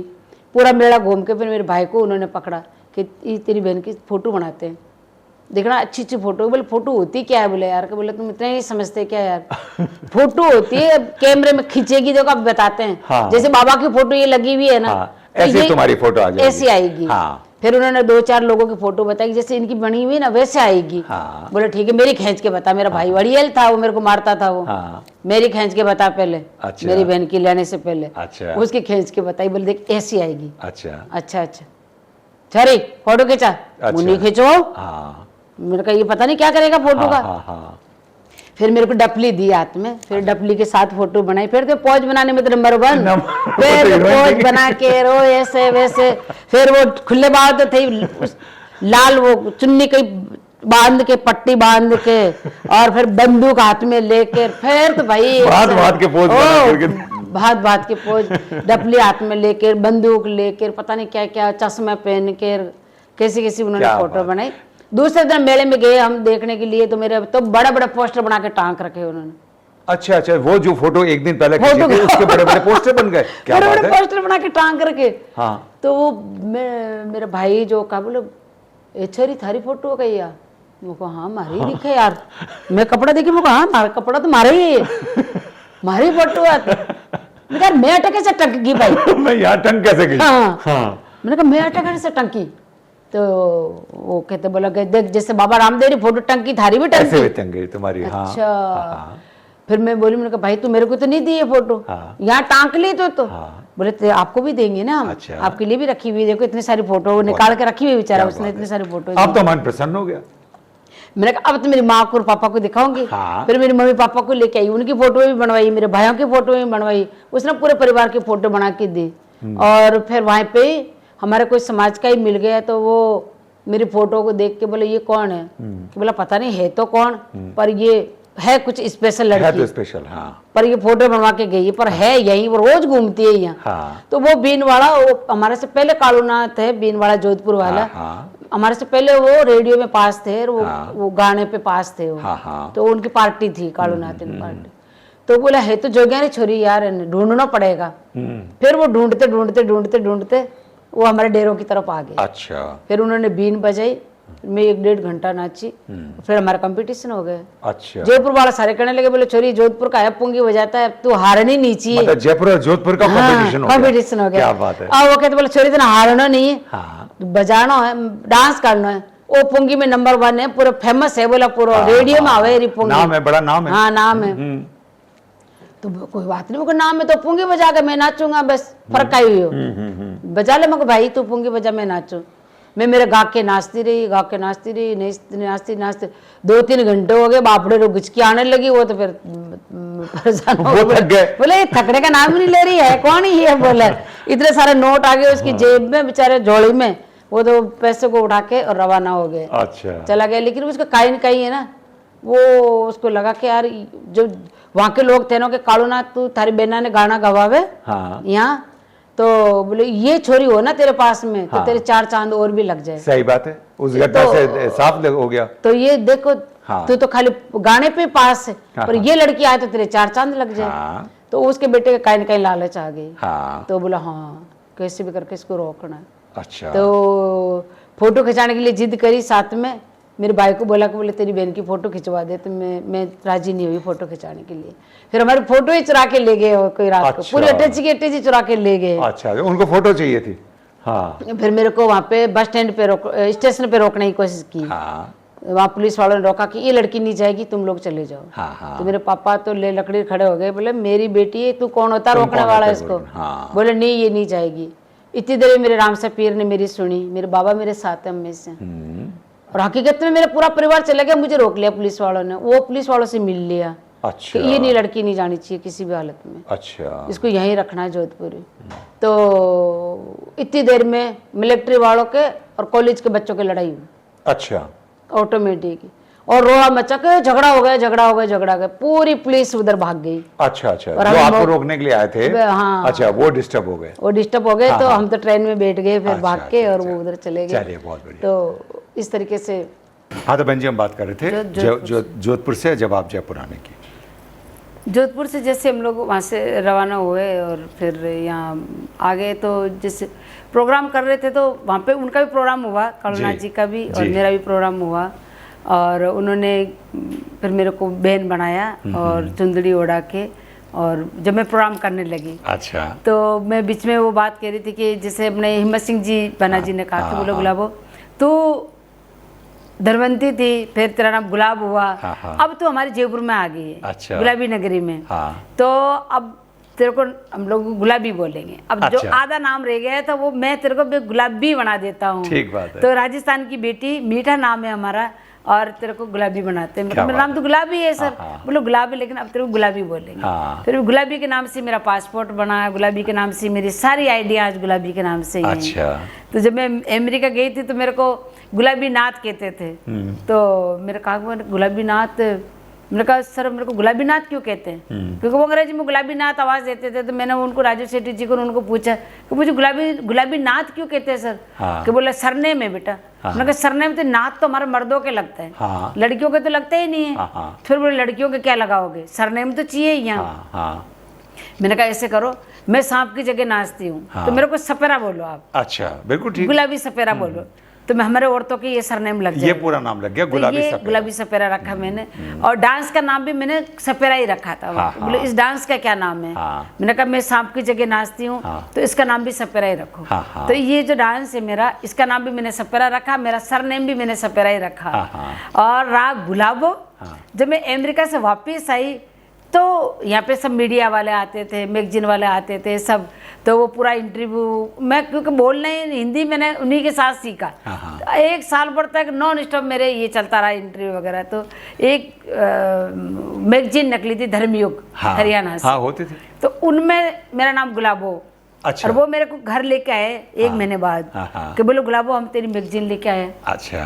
तो उन पढ़ के सुनाओ साहब क्या लिखा आपने। बोला तू जो बोला वही तो हमने लिखा है। मैंने कहा नहीं नहीं मैंने क्या बोला। तो वो गुलाबो गुलाब, मैंने कहा ये मेरा नहीं है, फोटो है तो मेरी है, और ये मेरे परिवार की फोटो है, ये मेरे घर की, लेकिन गुलाबो में नहीं, नाम मेरा नहीं है सर। ये नाम किसी और का लिख दिया आपने। बोले नहीं आपका ही लिखा है। मैंने कहा मैं तो गुलाबी हूँ, आप तो गुलाबो गुलाबो पढ़ रहे हो। बोला हरियाणवी में नाम गुलाबो बोलते हैं। मैंने कहा नहीं, आपने मेरा नाम बिगाड़ दिया। बोला हमारा हरियाणा, जैसे तुम्हारा गुलाबो नाम, जैसे गुलाबी नाम राजस्थान में मीठा लगता है, वैसे हमारा गुलाबो नाम हरियाणवी में मीठा और नजदीक सा और पावरफुल लगता है। आपने कम काम किया है क्या, इतना पावरफुल काम किया है। तो गुलाबी से गुलाबो तो बनना ही था। मैंने कहा मैं नहीं मानती, मेरा तो गुलाबी नाम ही अच्छा था। तो इस तरीके से गुलाब, गुलाबी, फिर गुलाबो। लेकिन आज आप दुनिया भर में गुलाबो के नाम से, गुलाबो सपेला के नाम से प्रसिद्ध हो गई। कालबेलिया नृत्य के लिए आपको गवर्नमेंट ऑफ इंडिया की तरफ से पद्मश्री से सम्मानित किया गया। बहन जी, ये सम्मान कौन से साल में मिला और इसके बारे में बताइए। ये जब आपको क्या फीलिंग हुई जब आपको पता चला कि आपको पद्मश्री के लिए नॉमिनेट किया गया है? मेरे को पहले मुझे पता नहीं था। और सुबह मेरे पास सुबह 8 बजे फ़ोन आया, कोई सरदार जी थे जिसका, तो मेरे को बोला दिल्ली से फ़ोन कर रहा हूँ मैं, और मैं कोई सरदार जी थे तो उनका नाम मेरे को याद नहीं रहा। और के बोला गुलाबी सपेरा आपका ही नाम है? मैंने कहा हाँ मेरा ही नाम है। तो बोला आपको पद्मश्री के लिए नॉमिनेट किया है और पद्मश्री मिल रही है आपको। तो मेरे को पद्मश्री मिल रही है? बोला हाँ। तो मैं इतनी खुश हुई। सुबह सुबह 8 बजे का टाइम था और राखी कॉपी लेके आई नीचे, और राखी को मैंने बोला मैं राखू मेरे को है ना पद्मश्री के लिए नॉमिनेट किया और पद्मश्री मिल रही है। तो राखी एकदम चुप, बोलो माँ इतना बड़ा सरप्राइज सुबह सुबह। बोले ये 2016 की बात है। 2016 में मिला। और मैं बहुत भाग्यशाली हूँ कि ये डांस मेरे से स्टार्ट हुआ, और इसे कहने क्रिएटर ऑफ कालबेलिया डांसर, तो वो मेरे से जन्म हुआ इस डांस का, और मेरे को पद्मश्री मिली। और मेरे को जीते जी मेरे को अपना स्टेचू देखने को भी मिला।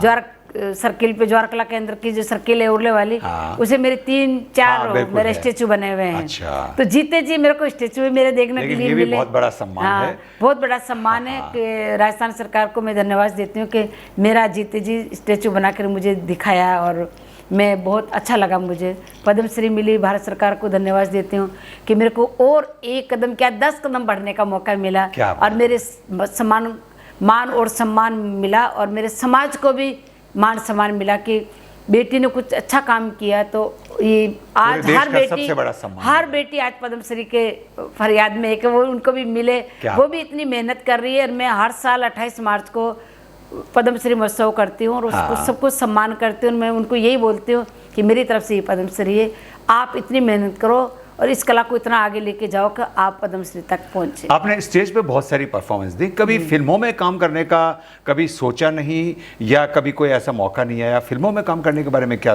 कभी विचार? बहुत मौका है फिल्मों में, बहुत मौका है फिल्मों में काम करने का भी, और डांस करने का भी। पर बस मैंने कहा कि मैं काम तो क्या करूँगी, मेरे को तो सिर्फ प्रोग्राम डांस करवा लो ताकि मेरा डांस अमर हो जाए।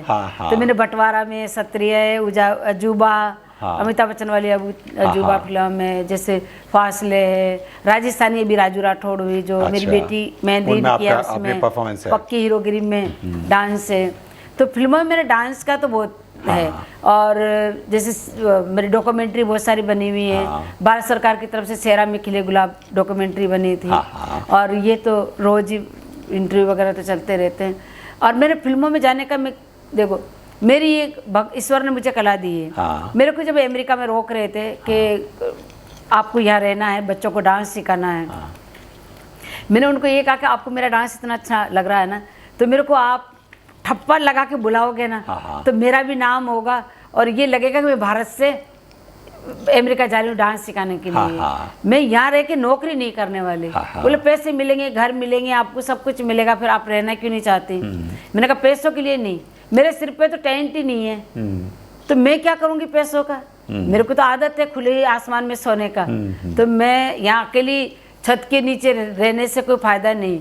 ये डांस में मेरे समाज की बेटियों को सिखाना है, समाज की बेटियों को जिंदा रखना है, समाज की बेटियों को, समाज को, क्योंकि समाज ने मुझे 81 में समाज से बाहर कर दिया था। जब मैंने डांस स्टार्ट किया था, बहुत बड़ी पंचायती बैठ गई थी, और मेरे पापा को कहा कि जिस चीज़ का डर था वही तेरी बेटी करके आई। तो जैसे मैंने 81 में डांस किया था, 1981 में, और उसी रोज मेरे पापा के साथ पंचायती बैठा कर समाज के लोगों ने समाज से बाहर कर दिया। अच्छा। तो 5 साल तक समाज से बाहर रहे, लेकिन कंटिन्यू मेरे पापा मेरी मदद करते रहे। राजमाता ने मुझे गोद ले लिया, कहा बोले बाबा ये बेटी सिर्फ तुम्हारी नहीं है, पूरे राजस्थान की, पूरे भारत की बेटी होगी, आपको इसको कंटिन्यू रखना है और आपको अपने समाज के पीछे नहीं जाना। आप समाज से लड़ो, आपकी बेटी अपना काम करेगी। तो मैं टूरिज्म डिपार्टमेंट, मेरे पेरेंट्स बन गए, मैं उनके साथ काम करती रही। मेरे पापा समाज से लड़ते रहे और उसके बाद में हमें गुलाबों के रूप में एक ऐसी कलाकार मिल गई। और जिससे मैं अमेरिका जा रही थी 85 में, तो जाने से एक रोज पहले मेरे पापा गुजर गए थे। अच्छा। तो जब मैं 2 महीने वहाँ रह के आई, जब वापस आई तो समाज के लोगों ने कहा कि बोला गुलाबो तेरी वजह से हमें आज चाय देते हैं लोग हाथ में। और पहले तो बहुत बुरा लगता था कि तुम्हारी बेटी अमेरिका गई हुई है, तो वो ये कहता रहे साहब वो तो कलंक है हमारे समाज पे, काहे की हमारी बेटी है। अरे बोले चाय पियो, उसका तो देखो गिनीज बुक में आ रहा है, ये मैगजीन में आया है, इंडिया टुडे में आया है, ये भारत। तो उन्होंने भी इस बात को स्वीकार करना शुरू कर दिया कि कुछ ना कुछ अच्छा काम किया है। तो धीरे धीरे उन्होंने मना करते गए पहले, तो फिर बोले चाय पियो। जब उनका हाथ में चाय का गिलास दिया, कटोरे में चाय नहीं डाली, बोले बैठो तुम, पास में बिठाया, चाय का गिलास दिया, चाय के गिलास को धोने के लिए नहीं बोला। तब एक दूसरे के दिल में जगह होती रही कि यार तुम्हारी बेटी तो बहुत नाम कर रही है, पता है उसने डांस का नाम भी सपेरा रखा, तो उन्होंने इस बात को रियलाइज सर नेम भी सपेरा रखा, और तुम्हारा सपेरों का नाम कर रही है वो, तो तुम कह रहे हो कि वो बहुत बुरा काम किया है और भारत सरकार के थ्रू गई है, पता राजीव गांधी की बहन बनी है वो तो। और वहाँ लता जी से भी मिली है, फोटो छपती थी यहाँ पे, तो उनको सब पता चल रहा था। तब जाके उस समाज के दिलों में थोड़ी थोड़ी जगह होना स्टार्ट हुई कि नहीं नहीं इस लड़की ने तो अच्छा काम किया है, कुछ तो अपने समाज की कदर हो रही है। देखो आज मेरे को भी चाय पिलाई गिलास में, वो कहते हमें साथ में बिठाया, तो बोले नहीं मान सम्मान दे रहे हैं यार। तो 2 महीने में मतलब पूरा समाज के लोगों का नजरिया बदल गया था और वो उनके दिलों में मेरे लिए जगह हो गई थी। जी बहन जी, अक्सर ऐसा देखा जाता है कि जब कोई कलाकार किसी कला में बहुत प्रसिद्ध हो जाते हैं, लेकिन जब कम कलाकार होते हैं तो समय के साथ में वो कला उनके साथ चली जाती है। देखिए अमर कोई भी नहीं होता, लेकिन आपने ऐसा क्या किया है कि आपके बाद में आपके आने वाली जो कालबेलिया समुदाय की जो लड़कियां हैं या और भी लोग हैं वो इस डांस को सीख सकें, इस कला को आगे बढ़ा सकें। मैं वही आपके क्या प्रयास है? मैं वही कह रही हूँ, वो मैंने प्रयास किया कि अमेरिका से जब वापस आए तो समाज के लोगों ने कहा कि गुलाबो बेटा हम तेरे को समाज में लेना चाहते हैं। मैंने कहा समाज में लेके भी क्या करोगे, क्या होगा उससे? बोले आपके जैसी बेटी हमारे भी चाहिए। अरे वाह। मैंने कहा मेरे जैसी बेटी चाहिए, बेटियों को तो रखता हो नहीं। अरे वाह। कहाँ बेटियां रखोगे? मैं नहीं आने वाली ऐसे समाज में। समाज के लोगों ने कहा कि हम तेरे को पंच बनाएंगे बेटा, तू जो कहेगी वो हम करेंगे। मैंने कहा मेरे को पंच बना रहे हो, पहला मेरा ऑर्डर यही होगा कि आज समाज में ये रूल खत्म करो कि बेटियों को नहीं मारोगे। क्या बात है, बहुत। तो वहाँ दिल्ली में मैंने प्रॉमिस ले लिया था, मुझे बधाने के लिए लोग आए थे वहाँ पे सम्मान करने मेरे समाज के। तो कहा बोले बेटा हम प्रॉमिस करते कि आज के बाद हम कोई बेटी को नहीं मारेंगे। तो पहला मेरी जीत हुई अमेरिका से आने के बाद 85 में, बेटियों को मारना बंद किया कि तेरे जैसी बेटी हमारे घर में हो। हमारे घर समाज में एक इतना बड़ा सुधार आपके माध्यम से हुआ, इतना हो गया कि मतलब वो आज वही बेटियां जो समाज पीर को भी कमा के खिला रही, ससुराल को भी कमा के खिला रही। तो पहला काम तो मेरा ये हुआ कि ये समाज सुधार हुआ कि मेरा डांस आज मेरे जो ड्रीम है घर घर में गुलाबो हो। तो मैंने उन बेटियों का आज घर में 10-10, 5-5 बेटियां हैं। दूसरा ये डांस अमर हो, मैंने बेटियां तो जिंदा रखवाई, बेटियां आज सीख भी रही है, पढ़ भी रही है, वो कर भी रही है। और कोई अमेरिका बैठी है, आज कोई जापान बैठी है, कोई पेरिस बैठी है, कर भी रही है। लेकिन इसको और पीढ़ी टू पीढ़ी चले रही, कालबेलिया घराना बन जाए। तो मैंने सोचा कि इसको मेरी बेटी बहुत अच्छा कर रही है, राखी बहुत अच्छा करती है, गुलाबों की परछाई रूपा करती है, रघु करती है, हेमा, और मेरी तीसरी पीढ़ी भी करने लगी। अच्छा। मेरी पोती बहुत, दोनों पोतियां बहुत अच्छा कर रही, माही और तिया बहुत अच्छा कर रही है। मेरा बेटा जो दिनू है वो बहुत अच्छा करता था, पर वो अभी परक्यूशन बन गया है। अच्छा। दूसरा बेटा मोटर बाइक रेसिंग और स्टैंडिंग करता है। और मैं सोचा कि अभी इस डांस का घराना कैसे बनाया, हर घराना है। सरकार को मैंने बोला सिर्फ क्लासिकल का, देखो भारतनाट्यम का है, कथक का है, कथकली का, हर एक घराना। मैं चाहती हूँ कि ये कालबेलिया डांस का भी घराना बन जाए। तो इसके लिए मुझे स्कूल बनाना है। तो मैं एक पुष्कर्मा स्कूल बना रही हूँ मेरे कालबेलिया। और वो पूरी तरह उसमें कालबेलिया नृत्य को समर्पित नृत्य होगा। बनेगा उसमें। वो डांस तो सीखेंगे ही, डांस के साथ साथ पढ़ाई का भी रखा मैंने। अच्छा, पढ़ेंगे भी, क्योंकि बगैर पढ़ाई के तो नहीं कुछ पढ़ेंगे भी तो नहीं। बढ़ेंगे कैसे बिल्कुल बच्चे? सही बात है। दुनिया तो पढ़ेंगे तभी ना, जब वो खुद पढ़ेंगे। और फिर ये मेरे जो मोतीमणियों का काम है हैंडीक्राफ्ट का, हाँ। ये भी मैं उनको सिखाऊंगी। अच्छा, वहाँ पे। अच्छा। बीन कैसे बनती है, हाँ, डब कैसे मंडते हैं, अच्छा। डफली कैसे होती है, ये सारी चीजें वहाँ सिखाऊंगी। बहुत बढ़िया। तो उस स्कूल के अंदर तो उस आप स्कूल में सारी चीजें- कालबेलिया को आगे तक जिंदा रखने का एक बहुत अच्छा सा और वहाँ पे मैं कालबेलिया मतलब एक ओरिजिनल जो है ना, रियल कालबेलिया दिखाना चाहती हूँ। हाँ। वो हमारे समाज के लोग बैठेंगे, कैसे बीन बना रहे हैं, कैसे बीन बजा रहे हैं, कैसे सिखा रहे हैं, कैसे पीढ़ी टू पीढ़ी वो बीन चलती हुई आ रही है हमारे। जी। वो सारी चीजें बताएंगे। अच्छा, आज के अगर हम जैसे शुरुआत हमने बात करी कि यहाँ के भारत के दर्शक जो हैं वो बहुत गंभीर नहीं होते। अगर हम समाज की, सोसाइटी की बात करें, क्या आपको लगता है कि सोसाइटी कला और कलाकारों के लिए, आर्ट और आर्टिस्ट के लिए उसी तरह से सोचती है जैसे उससे सोचना चाहिए? पहले वो लोग नहीं सोचते थे, पहले वो खुद भी कलाकार थे, बीन बजाते थे, डफली बजाते थे, गाते भी थे, मर्द लोग नाचते भी थे। पहले वो नहीं इतना मतलब कलाकार तो शुरू से ही हैं ये, पर वो इतना ध्यान नहीं देते थे। अभी जब प्रोग्राम करने लगे तो अब आदमियों को भी काम मिला, क्योंकि सांप तो सरकार ने बंद करवा दिया। तो अब उनको बीन बजाने का मौका मिला, बिल्कुल प्रोग्राम में डफली बजाने का मौका मिला। तो वो अभी कोई अपनी बेटियों के साथ जाता है, कोई अपनी बीवी के साथ जाता है, कोई अपनी परिवार की लड़कियों के साथ जाता है। तो उनको धीरे धीरे वो काम मिला। और समाज में भी ये एक नहीं यार, अभी ये राजस्थान में तो ये देख लो कि इस कला का वो हो गया कि कला के पीछे आज हमारे बच्चे पढ़ लिख के आज लड़कियां कलाकार तो बनी हैं। उस कला के पीछे आज देखो एक लड़की भी गोल्ड मेडल लेके आई है पुलिस में, एक आर्मी में गई है। हमारे 2 बाड़मेर के लड़के हैं, वो एक इंस्पेक्टर बना है और एक थानेदार बना है। हमारे वकील भी बना है, खुद मेरी बेटी का देवर वकील है। मेरा जो जवाई है वो मैनेजर है स्कॉटलैंड बैंक में। क्या बात है। और कोई नेता बन रहा है, कोई तो कहते ना कि बेटी बचाओ बेटी पढ़ाओ। पहला मैंने बेटी को पढ़ाया, मेरी माँ ने मुझे बचाया। मेरे को सपना था कि मैं नहीं पढ़ी, लेकिन मेरा बच्चा बेटी हो चाहे बेटा हो मैं पढ़ाऊंगी। जैसे मैंने राखी को पढ़ने के लिए भेजा था, समाज के लोगों ने कहा कि बेटा अपनी बेटियां पढ़ती नहीं है। अच्छा। मैंने कहा बेटियां पढ़ेगी नहीं तो जमाने को कैसे पढ़े, कैसे फेस करेंगे? तो वो पढ़ना बहुत जरूरी है, जब तो आगे बढ़ेंगे, अपन पहचान जब ही होगी। सही बात है। तो मैंने मेरी बेटी को पढ़ाया, MGD स्कूल से पढ़ाया। फिर मैंने फ्रांस भेजा पढ़ने के लिए, वहां पढ़ के आई। तो लोगों को लगा कि यार जब लड़की पढ़ सकती तो हम क्यों नहीं पढ़ेंगे। तो बहुत मुश्किल थी राखी का रिश्ता ढूंढना भी, क्योंकि लड़का ही पढ़ा लिखा नहीं मिल रहा था हमारे समाज में। बिल्कुल सही। तो दिल्ली वाले तो वो तो पढ़ते भी है, तो मेरा रिश्ता ही राखी का दिल्ली हुआ। अच्छा। फरीदाबाद का लड़का। क्या बात है। तो यहाँ राजस्थान में बहुत कम लड़के पढ़ते थे। आज हमारे इतने पढ़ने लिखने लगे कि आज वो पढ़ाई भी कर रहे हैं। तो कोई मास्टर बन रहा है, कोई पुलिस वाला बन रहा है, कोई नेता बन रहा है।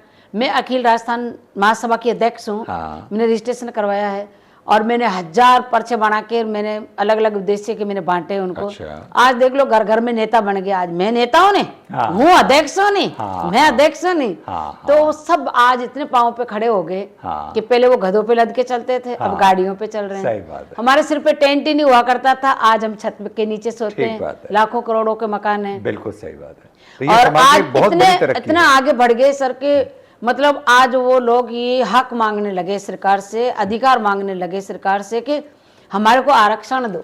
अच्छा। इतने समझदार हो गए, नेता बन गए। जो लोग खाकी कपड़ा पहने हुए देख के डाकिए को और डेरे लद के भाग जाया करते थे कि पुलिस वाला आगे मारेंगे। गांव के कुएं का पानी नहीं पीते थे, जंगल का कुआं ढूंढते थे। भूल से अगर गांव के कुएं का पानी पी लिया तो हमें गांव वाले लोग इतना मारते थे कि 6 महीने उठ के पानी नहीं पीते थे। इसलिए हम जंगल के कुएं का पानी पीते। और ऐसी जगह डेरे लगाते थे हम, चाहे वो 10 कोस जाए चाहे 5 कोस जाए, जहाँ नंदी मिलती थी नंदी में से खोद के और पानी पीते थे। अच्छा। तो हमें पानी भी नसीब नहीं होता था। आज हम उन्हीं लोगों के बीच में बैठते हैं जो हमें पानी नहीं पीने देते थे, उनके बीच में बैठ के हम उनके साथ बैठ के खाते हैं। तो कहीं ना कहीं इस बदलाव की, इस जो एकदम से जो डेवलपमेंट हुआ है, कहीं ना कहीं उसकी जो एक मशाल लेकर के वो पूरा है सर, कहीं ना कहीं नहीं, ये पूरा बदलाव जो हमारी माता ने, मेरे गुरु कनिपा नाथ जी ने मुझे समाज में भेजा कि मेरे को ये इतना सौभाग्य दिया, इतना मेरे को ड्यूटी दी ईश्वर ने कि देख तेरे को सांप बंद हुआ ना, तेरे को हम भेज रहे हैं जी, और ये काम तेरे को करना है। मेरे को ईश्वर ने ये शक्ति दी।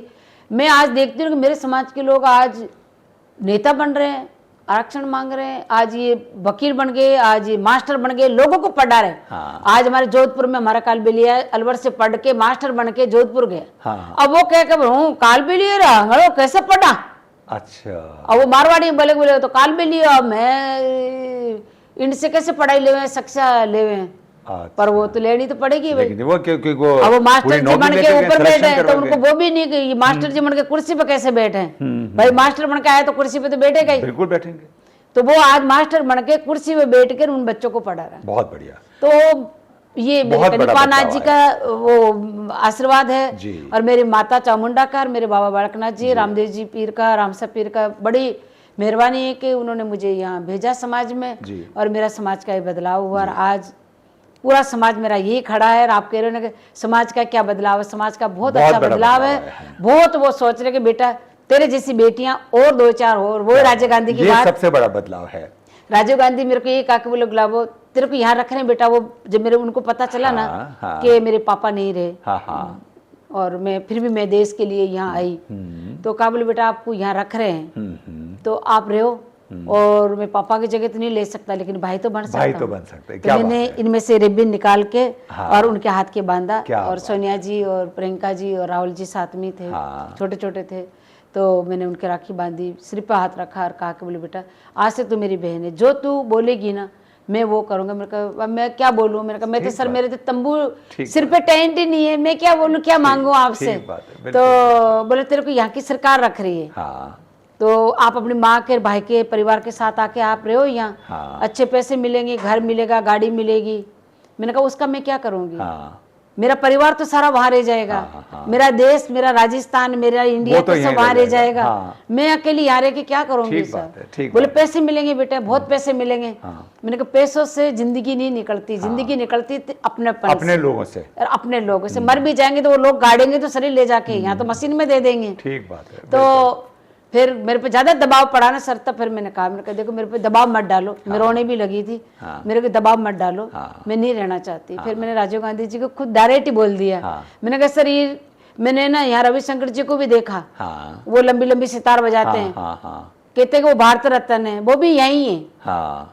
वो अगर इंडिया में होते तो कितने रविशंकर जी हो जाते। बहुत सही बात है, बिल्कुल ठीक। जाकिर हुसैन जी यहाँ रहते हैं, अल्लाह रखा साहब यहाँ रहते हैं, वो अगर इंडिया में रहते हैं वो सिखाते तो कितने जाकिर हुसैन बन जाते, कितने अल्लाह रखा साहब बन जाते। आज इन्हीं पे एंड हो गया तबला, इन्हीं पे सितारा एंड हो गया। आज कोई भी इंडिया में नहीं बजाने वाला वहाँ पे, मेरे को कोई भी नहीं दिखता वहाँ बजाने। एक बहुत बड़ी प्रेरणा बनते वो लोग अगर यहाँ पे। मैं चाहती हूँ आज वो होते यहाँ पे तो कितने जाकिर हुसैन मिलते, बहुत प्रेरणा बनती, प्रेरणा बनती, कितने रविशंकर जी बनते। तो अब मैंने कहा वो है ही नहीं, वो तो यहाँ है। अब मैं नहीं चाहती कि मेरी कला भी यहाँ नौकर बनकर गुलाम बनकर वो यहाँ की यहीं रह जाए। तो मैं चाहती हूँ साहब जब अगर कला मेरे में इतनी कला है कि मैं सिखाती हूँ तो सिखाने का जहाँ आया ना सवाल तो सर गुरु शिष्य परंपरा में मेरे इंडिया में जाके चलाऊंगी। बहुत सुंदर। तो मैं मेरे इंडिया में गुरु शिष्य परंपरा करूंगी, मैं यहाँ नहीं करूंगी। और देखो इनके तो पैसों के बल पे आज मैं जब तबीयत खराब हो गई थी तो मैं वहां गई तो अपने इंडियन डॉक्टर थे। अच्छा। तो उन्होंने मेरे को साहब मैंने कहा एक इंजेक्शन में ठीक कर दिया। तो मैं तो चुलबुली थी ना, छोटी थी। तो मैंने उनको बोला, मैंने कहा सर आप इंडिया में क्यों नहीं रहते। मैंने कहा आप देखो मेरे को एक इंजेक्शन में ठीक कर दिया आपने, ये इंजेक्शन अगर आप इंडिया वालों के किसी बेचारे गरीब के या के ले तो वो मरे ही नहीं। आप तो मैंने कहा यहाँ आके अंग्रेजों को बचा रहे हो। सही बात। जो अपने को कितना मार के आए थे ये लोग। बिल्कुल बिल्कुल, बहुत बढ़िया, कितना दुख दिया था। मैंने कहा सलाम करते हैं आपकी इस भावना को। तो आप क्यों वहाँ क्यों नहीं अपने लोगों को क्यों नहीं बचा रहे। मैंने कहा आप यहाँ आके बैठे पैसों के लिए, पैसे तो यहीं रह जाएंगे सब। आप मरोगे आपको मशीन में बाढ़ देंगे ये लोग। आपको तो क्रियाक्रम भी नहीं करेगा कोई भी, आपका यहाँ पे 12 दिन भी नहीं होगा यहाँ। यानी कि पूरी तरह से आपने अपने देश में रहना। तो मेरे का मेरा देश मेरे को सबको भाई मेरे हार्डकेयर मेरे देश में रहने चाहिए। बहुत मैं नहीं रहना चाहती। सलाम करते हैं। पैसे मेरे को अगर मिलेंगे ना सर और पैसे मेरे नसीब में होगा ना, मैं इंडिया में रह के भी कमा लूंगी। पैसे कहीं नहीं जाएंगी। सही बात। और पैसे तो आते और चले जाते हैं। हम भीख मांगने जाते हैं ना सर, 100 रुपए लेकर आते हैं, सुबह 5 पैसे नहीं मिलते हमारे। ठीक बात है। हम भूखे उठते हैं लेकिन भूखे सोते नहीं। मेरे पापा एक ही कहते थे बेटा विश्वास रखो अपना आप पे, भूखे उठोगे पर भूखे सोओगे नहीं, कुछ ना कुछ तो आपको मिलेगा। क्या बात है। तो आप निराश मत हो, ऊपर वाले ने पेट दिया है तो उसको उसके लिए भोजन भी देगा। और कई बार तो होते थे मेरे पापा मांगने चले जाते थे, मेरी माँ लेट आते थे तो मेरी माँ ने पानी का देगचा चढ़ा के और चूल्हा सળगा के चम्मच डाल के बैठ जाती कि बेटा खाना दलिया बन रहा है, खा के सोना। हम कटोरियां ले लेके पांचों बहन भाई बैठ जाते कि दलिया बन रहा है, मक्की का खाएंगे। उसी उम्मीद के साथ हम सो जाते। क्या बात है। और सुबह उठते तो बड़े खुश होते थे। तो माता जो होती है ना, अपनी माँ, वो कभी अपने को निराश नहीं होने देती है। सही बात है। तो भारत मेरी माता है, वो कहाँ निराश होने देगी हमें। ठीक बात है। हम तो हमारे ऐसे देश के वासी कि हम एक रोटी में सिर्फ आधी आधी रोटी बांट के खाने वाले हैं। आपके ऊपर तो ऊपर वाले की इतनी कृपा रही है बचपन से लेकर के आज तक की, तो वो निश्चित रूप से बहुत बड़ी बात है। मुझे कोई देश अच्छा नहीं लगता मेरे देश के अलावा। आपके देश के अलावा बहुत बड़े सलाम करते हैं आपकी इस भावना को। एक बार फिर से गुलाबो जी इस कालबेलिया डांस की तरफ लौटेंगे। बहन जी, इस डांस को, ये डांस जो है वो इतना पॉपुलर हो चुका है न सिर्फ देश में बल्कि विदेश में, क्योंकि अब हर कम्युनिटी के हर जगह पे, हर कॉलेज में, स्कूल में इस डांस को परफॉर्म किया जाता है। और अब तो ये भी देखने में आ रहा है कि बहुत जगह ऑर्केस्ट्रा पार्टीज जो हैं वो भी जगह जगह पर अपने इस डांस को परफॉर्म कर रही हैं। आज जिस तरह जो डांस परफॉर्मेंस हो रही है, कालबेलिया का इतना प्रसार हो रहा है, क्या आप इस परफॉर्मेंस से संतुष्ट हैं? किस तरह का लगता है, क्या आपकी फीलिंग रहती है? देखो, जो बहुत सारे, आप बहुत अच्छी चीज पूछ रहे हैं, क्योंकि बहुत सारे लोग हैं जो आजकल भी जैसा स्कूलों में होता है, तो वो स्कूल के बच्चे करते हैं, वो अपने, वो तो उनको तो कोई प्रोफेशनल नहीं बनना है उनको, वो तो खाली एक स्कूल का प्रोग्राम करते हैं और वो अपना अपना पढ़ाई के ध्यान पे रहते हैं, वो वहां तक रह गए। जैसे इसको ऑर्केस्ट्रा हुआ कि आजकल भजनों का बहुत चल रहा है कि भजनों में लड़कियां नाच रही हैं, तो वो देखो, नाम आप भजन का ले रहे हो, नाच कुछ और रही हो, तो एक भगवान को भी बदनाम कर रहे हो। लोग वहाँ पे भजनों के नाम से माता भी आते हैं, बुजुर्ग भी आते हैं, बच्चे भी आते हैं, सब कोई, सब तरीके के लोग आते हैं कि भाई भगवान के भजन हो रहे हैं, भजन का वहाँ तो और कुछ हो रहा है। तो वो नहीं करे। मैं तो हर बच्चे को यही कहना चाहूंगी, हर लड़की को यही कहना चाहूंगी कि आप, अपनी भी एक गरिमा है, अपनी भी एक इज्जत है, अपनी भी एक अपन लड़की है और अपनी एक कला है, उसको आप कला को कला के हिसाब से करोगी तो वो जिंदगी भर तक करती रहोगी। रंग रूप तो 2 दिन के होते, कहते हैं कि जवानी तो गधी पे भी आती है, तो वो भी मक्खी नहीं बैठने देती अपने शरीर पे, बाद में तो उसके भी डूडे टांगड़े लड़ने लग जाते हैं, तो उसको कोई नहीं पूछता। तो जवानी 2 दिन की होती है, बुढ़ापा जो ऐसे दोस्त है ना, वो तो साथ ही लेके जाता है अपने को। तो बुढ़ापे को ध्यान में रखते हुए आप जवानी को इतना मत ओवर करो कि मैं हमेशा ऐसी ही रहूंगी। आप हमेशा ऐसी ही रहोगी अगर कला की इज्जत करोगी तो। कला कभी बूढ़ी नहीं होती, हार्ड बूढ़े हो जाते हैं, लेकिन कला कभी बूढ़ी नहीं होती। आप दिल से करोगे, फीलिंग से करोगे तो हमेशा जवान रहोगी, हमेशा ये कला जिंदा रहेगी। तो मैं एक ही कहना चाहती हूँ। और हमारे भी आज बहुत सारी लड़कियां हैं जो इस डांस को दूसरे हिसाब से करने लगी है, फिल्मों पे करने लगी है, फिल्मी गानों पे करने लगी। तो मैं उनको ये कहूंगी, क्योंकि उनका इसके पहनावा जो होता है वो तो कालबेलिया काला ड्रेस तो पहन लेती हैं। देखो, मैं ये कहती हूँ कि काली ड्रेस पहनने से कालबेलिया नहीं बनती, नहीं हो जाता। बिल्कुल सही बात आप है। काली ड्रेस पहन के ये नहीं कह सकती मैं कालबेलिया डांस करती हूँ। कालबेलिया डांस करने के लिए आपको दिल से करना होता है, उसकी फीलिंग लानी पड़ती है, उसकी धार्मिक बनना पड़ता है, उसके लिए आपको ईश्वर से लो बांधनी पड़ती है, नहीं कि आपको मटक के करना पड़ता है। कालबेलिया डांस हमारा होता है। कालबेलिया ड्रेस ये है जिसको मैंने कोरियोग्राफ इसको बनाया है, जिसको डिजाइन किया है, ये है। जो आप पहन रहे हो और जो और कोई पहन के कर रही है, वो उसको गुजराती ड्रेस बोलो, वो गुजराती हिसाब की ड्रेस है, वो कालबेलिया ड्रेस नहीं है हमारी, जिसको तुम पहन कर कालबेलिया डांस बोलती हो। जिस ड्रेस पहन रही हो ना, वो ड्रेस नहीं तो हमारा कालबेलिया की है, नहीं जो तुम डांस कर रही हो वो हमारा डांस कालबेलिया है। तो भगवान के लिए आप नहीं तो उसका कालबेलिया नाम दो उस ड्रेस को, और मत उस डांस को आप कालबेलिया डांस का नाम दो। आप अपनी मर्जी से कोई सा भी डांस करें, कोई सा भी नाम दो, लेकिन ये नाम मत दो कि मैं कालबेलिया डांस कर रही हूँ, क्योंकि कालबेलिया डांस की अपनी एक विरासत है। काला ड्रेस पहनने से आप कालबेलिया डांस थोड़ी ना कर लोगी, नहीं, ये नहीं हो सकता। ठीक बात। आप अपना डांस कर रही हो, करो, मुझे कोई मतलब नहीं है उससे, लेकिन आप ये नाम मत दो कि मैं कालबेलिया डांस कर रही हूँ। बहुत सुंदर। गुलाबो जी, हमने कालबेलिया के बारे में बहुत सारी बातें की, आपके बारे में बातें की, लेकिन आखिर में हम ये जरूर जानना चाहेंगे कि जिंदगी के लिए गुलाबो सपेरा जी का क्या नजरिया है, आपकी क्या फिलॉसफी है जो आपको जीवन जीने के लिए हौसला देती? मेरा डांस, आपका डांस और मेरी हिम्मत, अच्छा, और मेरा विश्वास जी, ये चीजें हैं कि मेरे, वैसे देखो, मेरा डांस मेरा भगवान है, मेरी शक्ति है।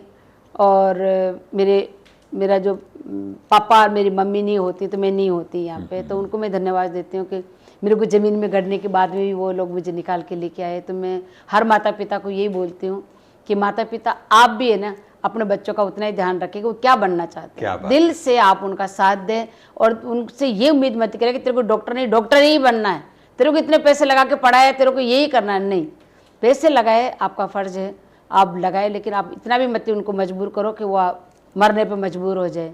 आप उनको प्यार से समझो क्या बनना चाहता है, उसको वही बनाओ और वो बन जाए तो बच्चों का फ़र्ज़ बनता है कि वो पेरेंट्स को नहीं भूले। अगर माँ बाप नहीं होते तो बेटा आप भी नहीं होते। क्या बिल्कुल ठीक बात। तो आपको भी उतनी सेवा करनी है जितनी माँ बाप आपकी सेवा करके आपको जवान किया है ना। तो वो तो बच्चे बन गए, आप जवान हो गए, तो अब आप उसी नज़र से देखें कि अब मेरे माँ बाप मुझे नहीं पालते तो मैं आज जवान नहीं होता, मैं यहाँ तक नहीं पहुँचता। तो आपका फ़र्ज़ बनता है फिर माँ बापों की भी उतनी सेवा करें और उतनी कदर करें जितनी आपकी कदर करके आपको बाहों में झुला के और आपको उंगली पकड़ के चला के और आपको यहाँ तक पहुँचाया है। बहुत सुंदर फलसफा है। और अब समय है कि हम थैंक्स कहें गुलाबो सपेरा जी को। गुलाबो सपेरा जी सिर्फ एक डांसर नहीं है बल्कि भारत की एक अनमोल विरासत है और इस अनमोल विरासत पर हमें गर्व है और हमेशा रहेगा। कालबेलिया की ये विरासत इसी तरह से आगे बढ़ती रहे। गुलाबो सपेरा जी इस डांस परफॉर्मेंस के साथ में आगे बढ़ती रहें, इनका और नाम हो, इसी उम्मीद के साथ टॉक विद गौरव में हम एक बार फिर से थैंक कहते हैं गुलाबो सपेरा जी को। बहुत बहुत धन्यवाद। Thank you so much.